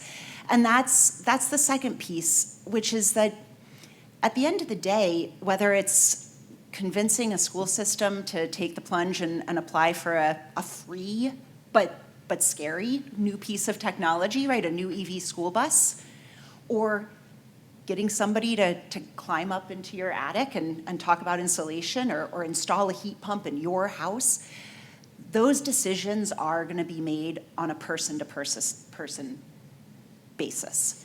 So we need to be comfortable talking to lots of different people, including the ones who don't agree with us. And that is not always easy. See the disinformation, misinformation comments.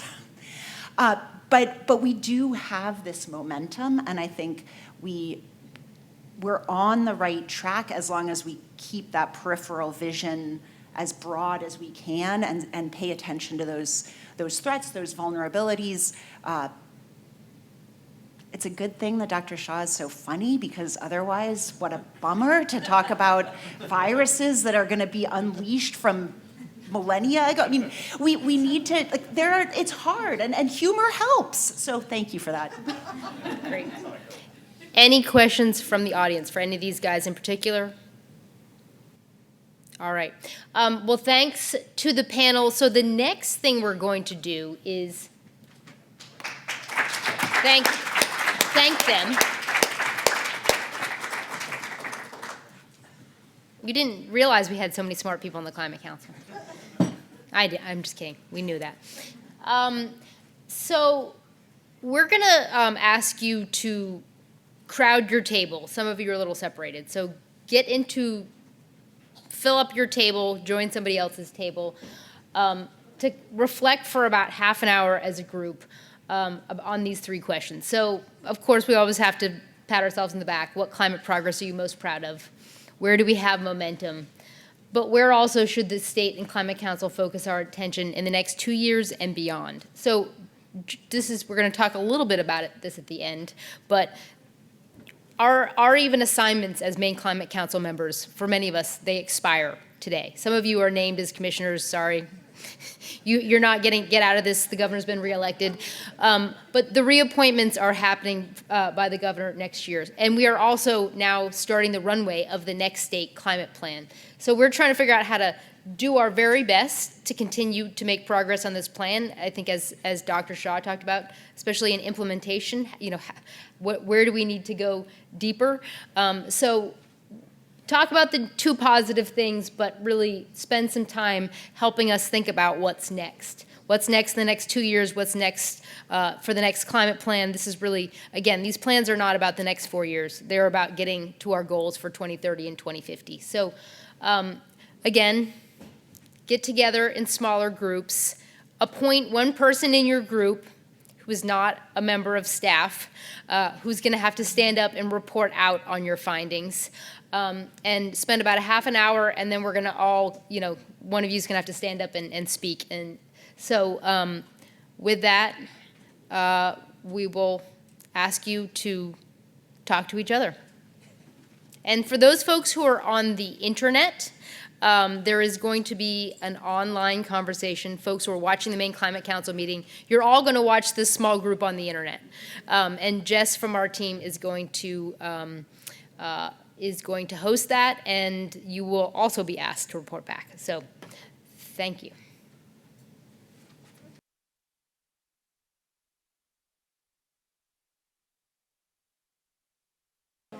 All right, folks, I think we're going to get started again. I'm listening, Melanie. Excellent. You're all so very well behaved. I really appreciate this. All right, so what we're going to do is I'll just try to figure out who's at a table, call on the table, and then whoever is the designated victim for reporting out. And so we'll look forward to hearing from each of the groups. And so I'm going to start with the illustrious Hannah Pingree, because she was the one that we subjected to it at our table. Sandy wandered off. He's getting coffee or something. So we talked about kind of what are we most proud of and momentum sort of simultaneously. Talked about energy efficiency, weatherization, heat pumps, the total breadth of the impact of Maine Won't Wait. Actually, a lot of the things that we were proud of were kind of in that realm. The engagement we're seeing across Maine. People use the word unleashed, that we really feel like we've unleashed people from state departments to communities who are really seeing the climate plan as their own. I think Ken maybe even refer to it, we're sort of directing people, but in a very positive way to get on board. We talked about the kind of innovation that is being encouraged. So I think we all feel that sense of momentum and pride, and really, again, mostly on just kind of the broad direction that it feels like is coming out of Maine Won't Wait. So very positive conversation. We spent a fair amount of time kind of in the what's next and where do we need to go deeper 2 years, but even beyond. I would say talk quickly about the subject of EVs. Obviously, that's an area where we need to make more progress. We need lots more on the road. We need to make them something that are affordable, they seem reasonable, that people understand them. We talked a bit, and I won't get into all the gruesome details of sort of the challenges and the trade-offs of things like everything from the varying types of renewable energy to elements, mining, transmission. I mean, there are lots of win-wins, as Sandy Buck said, in climate change, but there are hard things that we need to do in the next 4, 6, 30 years to make our climate plans possible. So, but I think we as we talked about the hard things, we mostly talked about how do we engage people in an honest conversation? How do we engage communities? How do we engage stakeholders? And that's really that's all we can do in the hard things is figure out how to have conversations and figure out how to do these things responsibly and manage the trade-offs and sort of just make decisions about when things are worth it and when things aren't worth it. We talked about land use and forests and both the opportunities and some of the challenges as even Maine is seeing more development, not just from renewable energy, but Maine is growing. We talked, I think Sandy used the word the both and opportunities, especially in forest products, but I think it applies to a lot of natural resources. We started to talk about the long-term resources needed to do this work. I think we have a lot of resources in front of us right now, but the capitalization, the funding of the big and ongoing things from Land for Maine's Future to infrastructure, that's going to require long-term resources.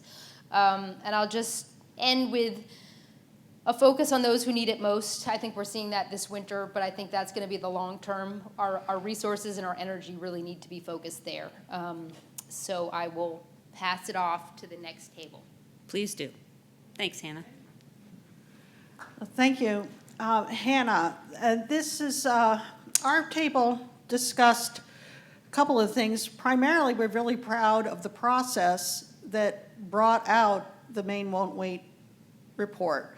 And I think that's something that also was another good progress, was the fact that we had all these interagency associations and coordinations.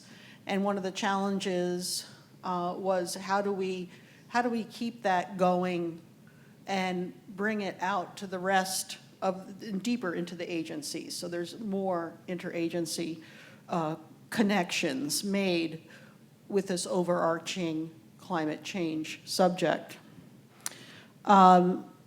We also are very proud of the fact that we're science-based, and that has been one of the hallmarks of this report, is that we elevated the science group, and it has been, I think, a touchstone for all of us to know that we had really good science behind our strategies. Going forward, you know, the assessments, and also that we're making all this forward progress on all these indicators. Perhaps in the future, we should be asking ourselves, can we even be bolder because of all the progress that we are making on those indicators?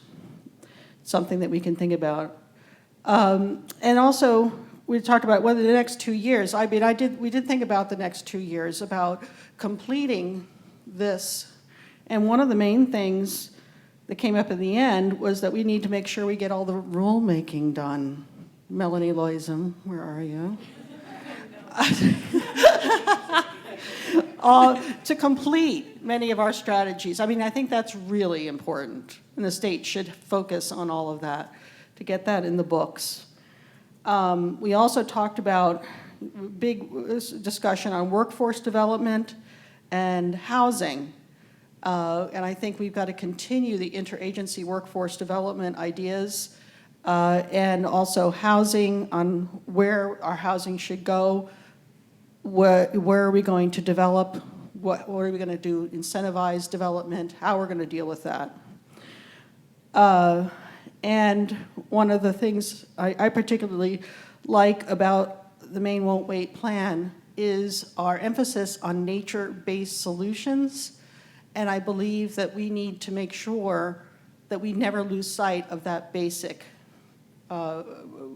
lens, that we're first and foremost trying to use nature to help us be more adaptable to climate change. And I think that's a big, big thing in Maine, and something that is quite possible for us to do, but very challenging. But it's certainly, if there's any place that can do it, Maine can do it. So with that, is there anything that you would like to add? Oh, there was one more thing, that Pat promised that he would make sure that there was a cross-laminate business here in Maine in the next 2 years.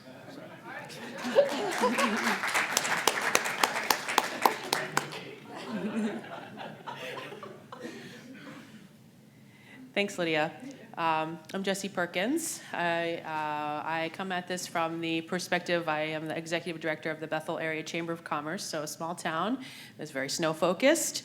We, in our group, were very proud of course, everything that you already mentioned, but Maine being a leader in this, Maine getting ahead of this and having already started the planning process when the pandemic and the kind of the long run unleashed a whole slew of new funding towards that we were ready to start to act on. Imagine if we hadn't started that planning until like all this funding starts raining from the sky. We felt like we're a little bit ahead of the game there. And Kathleen and I both said what demonstrates how much this has permeated basically every kind of organization and every kind of person and every kind of place in the state of Maine. Both of us have seen local initiatives where like the library is having a climate talk, or the such and such group is having a meeting about how do we enact certain things about this Maine Won't Wait plan. And isn't it nice to just like see that happening and you weren't even a part of it. I mean, it's almost like nice. And then when you show up, you feel like a rock star. You're like, oh, here you go. I did the plan. But in terms of what we're proud of, the statistics speak for themselves, obviously, and then what feeds into generating more momentum, right? It's like when you see success happening this quickly in just a couple years, it makes you want more, right? So I think that's a really excellent position to be in. And so meeting those targets is really, really cool. And I'm just under like the other representatives part of the Climate Council, so I really want to commend so many state staff who do this on an everyday basis. Really incredible. In terms of, one more thing about momentum, I think this is not just a plan that just sits on the shelf. It seemed like when it was written, everything was already like 10% like underway, right? And I think that really speaks to how many people were involved in the creation of the plan, the diversity of who's on the council itself, the literally hundreds of people in all the working groups, and then the hundreds and hundreds of more people that fed their input into those working groups. Every single one of those people felt a little bit invested in the process throughout the way, and therefore, like, when you are part of a process, you want to see these things happen. And so I really think that that's an important part of the momentum that has been generated. Looking out 2 years and beyond, again, we noted, had hadn't really occurred to me that, yes, we have 3-year appointments on the Climate Council, and that would be, like right now. So what happens next? Thinking about the council itself, who gets to be on it? Does it expand? What types of people do we want? What types of things do you want represented? Keeping youth involved. Anya was here. She had to leave, but she says, am I youth anymore? Who's the next youth? Amazing how 3 years can change things there. But so that's important to think about the council itself and the leadership there, and don't take for granted that who's in the room now is who's always going to be in the room. But I will say, thank goodness we have 4 more years of our governor. Yay. And I think something that I'm seeing locally is we really, in terms of what we need to think about, 2 really important things. Kathleen started the conversation of, we need to get Mainers convinced that it's okay to build new stuff, whether that's solar farms or other, electric grid transmission type things, or housing, or transportation infrastructure. Like, we need to get excited about the new stuff, and so where we put things, what they look like, all very important. We all know that those things are precious to Mainers, so we have to put some real thought into that. Or what do we let go? If things get washed away, what do we rebuild? Like, those are all really important conversations. Kathleen also mentioned, when do we, stop with the carrots, or when do we run out of carrots and we need to get to the sticks? How do you get those last few people that aren't going to join our, all these various initiatives on their own? How do you, at what point? That might be more than 2 years, I don't know, but it's something to think about. And I really think climate refugees are going to be a big thing. I think that we are already more resilient than a lot of other places that are living with constant wildfires and hurricanes, and they're going to be looking to places that don't experience that. And that's just the people, it's also businesses. We could point to a few examples of that. So those are all things that, if we're thinking the next 2 to 4 years, we can put some thought into.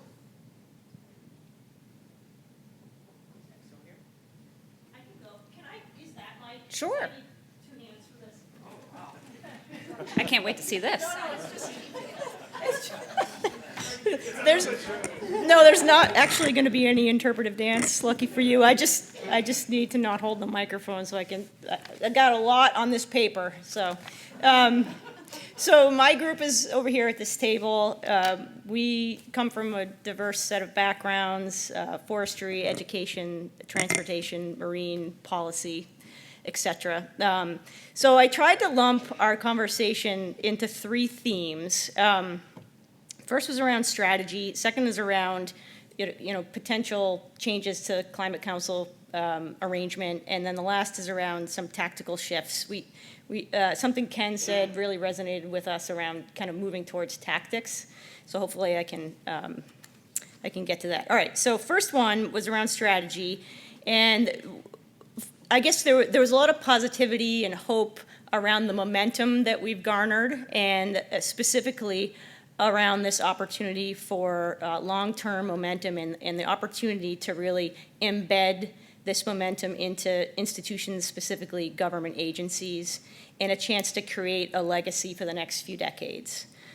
Let's see. Yeah, so we talked a lot about meeting people halfway with policies, and that type of policy can really stay embedded through political change. And a couple of educational examples that were mentioned were the career technical education centers, the adult education work, and then things like pathways courses that are now available through high schools where you're getting college credits.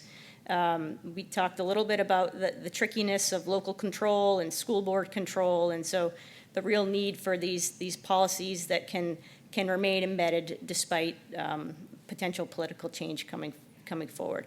Okay, so the next theme was around potential mixing it up, or like thinking about strategies around how the working groups are set up, and if there could be opportunities for more kind of cross-cutting policy initiatives. One example that we used, because we had transportation and marine folks in the group, was, for example, the creation of policies around electric propulsion. So for example, could there be more seamless ways to work between working groups like the Transportation Working Group and the Marine and Coastal, or the Coastal and Marine Working Group, for example, around policies on electric propulsion instead of diesel engines. So more easy ways to converse amongst working groups. Let's see. So yeah, some tactical shifts. We talked about the need for developing roadmaps rather than specific destinations and really focusing on the granularity of the pathway to get us somewhere in a step-by-step approach. We talked about, I guess one potential example of that might be, we talked about how DMR is reviewing its monitoring programs, kind of taking a step back, looking holistically at what programs they have in place, and are they meeting their goals? Are there policies that are in place that are kind of limiting their ability to instate adaptive management? And I think lastly, we talked about the need for sustainable funding streams. It's wonderful that we have this influx of federal funds right now, but in order for us to meet our goals, like we talked about EV charging, more funding is actually needed than what's out there right now. So developing ways to sustainably fund that within the state. What did I miss? Anything? Okay, that's it from our group. Okay, I'll shock the room and say that we talked a lot about heat pumps at this table. We talked about heat pumps primarily in terms of how proud we are that we've made the results that we've had to date. We're going to blow past that 100,000 goal by 2025 pretty easily, and so. But we talked more about how we got there, and we were talking about what's unique to Maine, sort of the entrepreneurial spirit in Maine of organizations and companies that took on the heat pump challenge. So talking about businesses that were rooted in sales and not fossil fuels, that converted their business model to installing heat pumps versus selling appliances or TVs or what have you. So there's several of those examples, and just the independent spirit and entrepreneurship in Maine about heat pumps. So that kind of spent a lot of time on that. The momentum, clearly the election, right? It's sort of like you're driving your electric vehicle down the road and there's a flashing yellow light. What's going to happen? Is it going to turn red? Do I need to stop? Do I need to slow down? Well, the light turned green, right? And now you just floor it and you go. And I think that's where we are right now. We don't have to stand this council up. I thought of all the work that Hannah and her team did in the very early days of getting this all built, getting this report out. And so that doesn't have to happen. Now it's just like focusing and just a sense of momentum, which is wonderful. In terms of where to focus over the next few years, we talked about a few things. Commissioner Johnson had to go, but education of particularly primary school and younger folks learning about the importance and the reasons why you want to focus on climate issues. We talked about when I was a kid, it was always getting yelled at for not turning the lights off and having no concept of what all that meant and why we were being talked about that. So there's a huge opportunity to address that in our school systems, how the Climate Council might be able to embrace that and take that on, because that is our future workforce as well. So ingraining in our younger generation these concepts that will serve them their whole life. She also talked a lot about localizing the supply chain. She said that on the panel. We talked about how the Climate Council might be able to get businesses more involved in our work.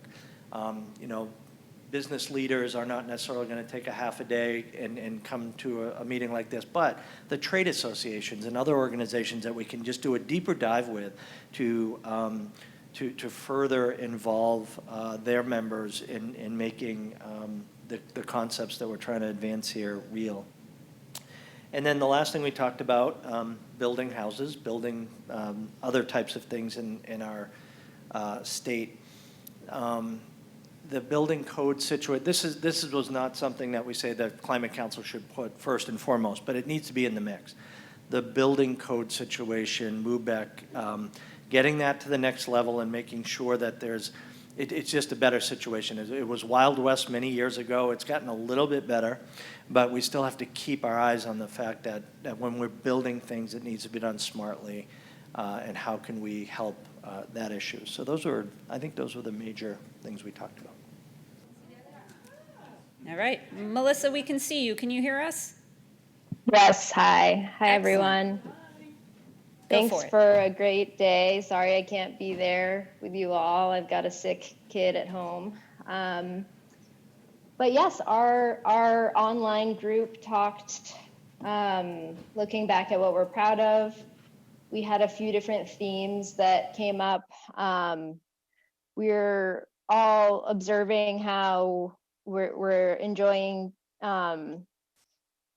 seeing conversations about climate change move from the scientific community into actual communities. So normalizing these conversations about climate change within local communities through the Climate Resilience Partnership, normalizing climate action planning within industries through technical assistance and service providers that are assisting businesses with climate resilience planning. And then just a general recognition that local people are the ones that others in their community want to hear from. And so just kind of starting to feel a social groundswell of engagement around climate is really exciting.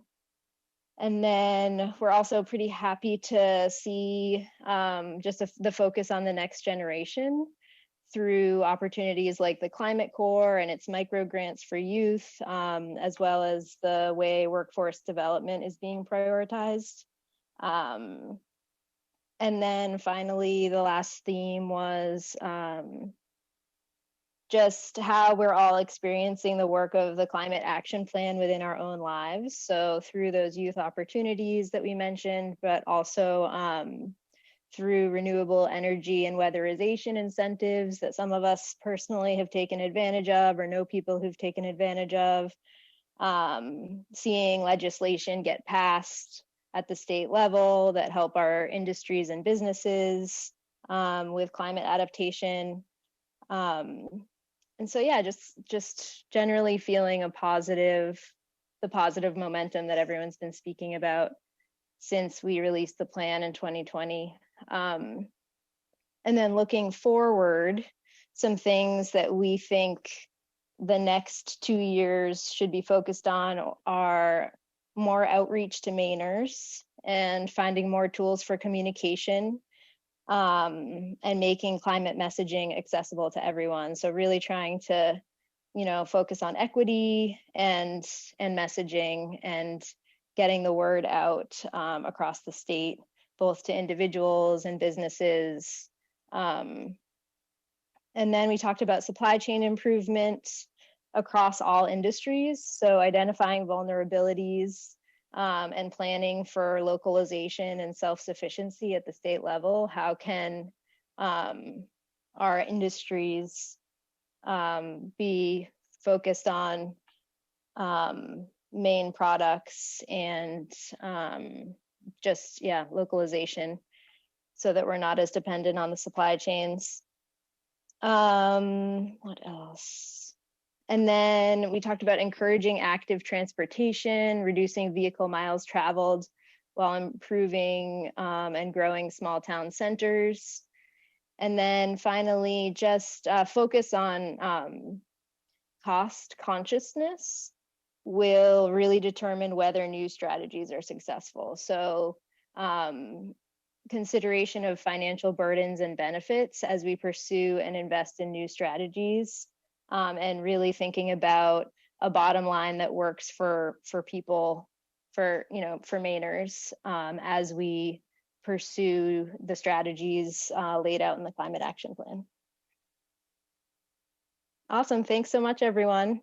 Thanks, Melissa, and thanks to everybody who has stuck with us online this afternoon and for participating in your own virtual table. That was great.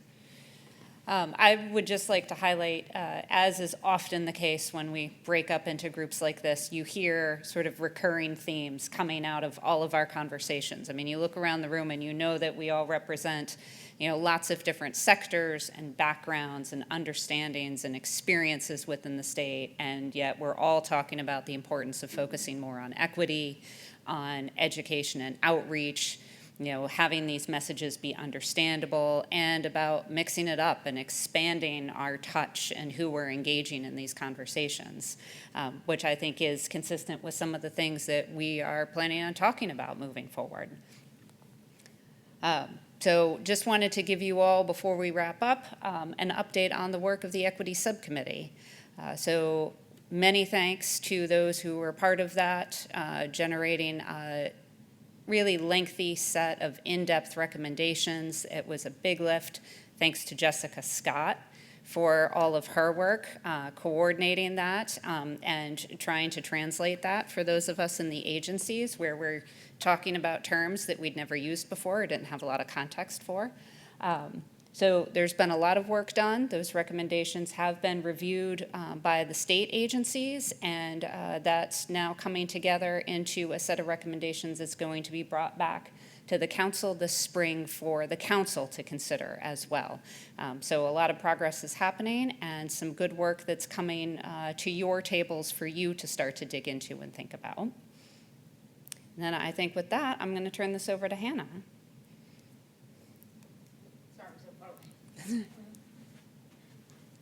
It is wrap-up time, so I really don't have a lot to add.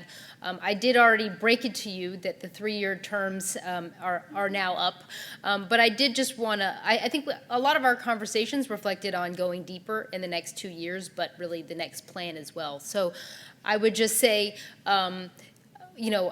I think on behalf of Melanie and I, we are incredibly grateful for the commitment that everybody in this room has put in over the last 3 years. We've done a lot of slogging to folks like Representative Lydia Bloom, who really helped to spur this idea from the very beginning, who's now term limited from the legislature.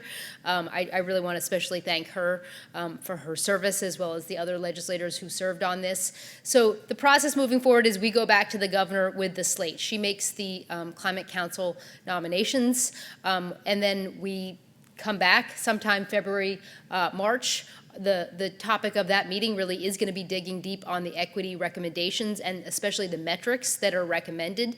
It's not breaking news. There are not a lot of new things, but how do we really go deeper to make sure that those all the things that we have going are benefiting, especially those disadvantaged and vulnerable communities who need it most. So that is what is on our plate in the coming months. And I will just say we are committed to keeping you all posted on how that process goes. I think in many ways, the next phase of the climate plan is not about reinventing the wheel. It is about figuring out the places where we need to do better and continue this momentum. So I just really want to close this, again, on behalf of Melanie and the governor and all the folks who have worked so hard on this, just to thank you all so much for your time and energy and leadership and many hours on Zoom, which I honestly had blocked out until several folks kept going on about them earlier in this meeting. Again, thank you, and we will keep you posted on next steps. Go check out the dashboard in your free time. We are, again, just really grateful for your time and energy. So with that, we are adjourned.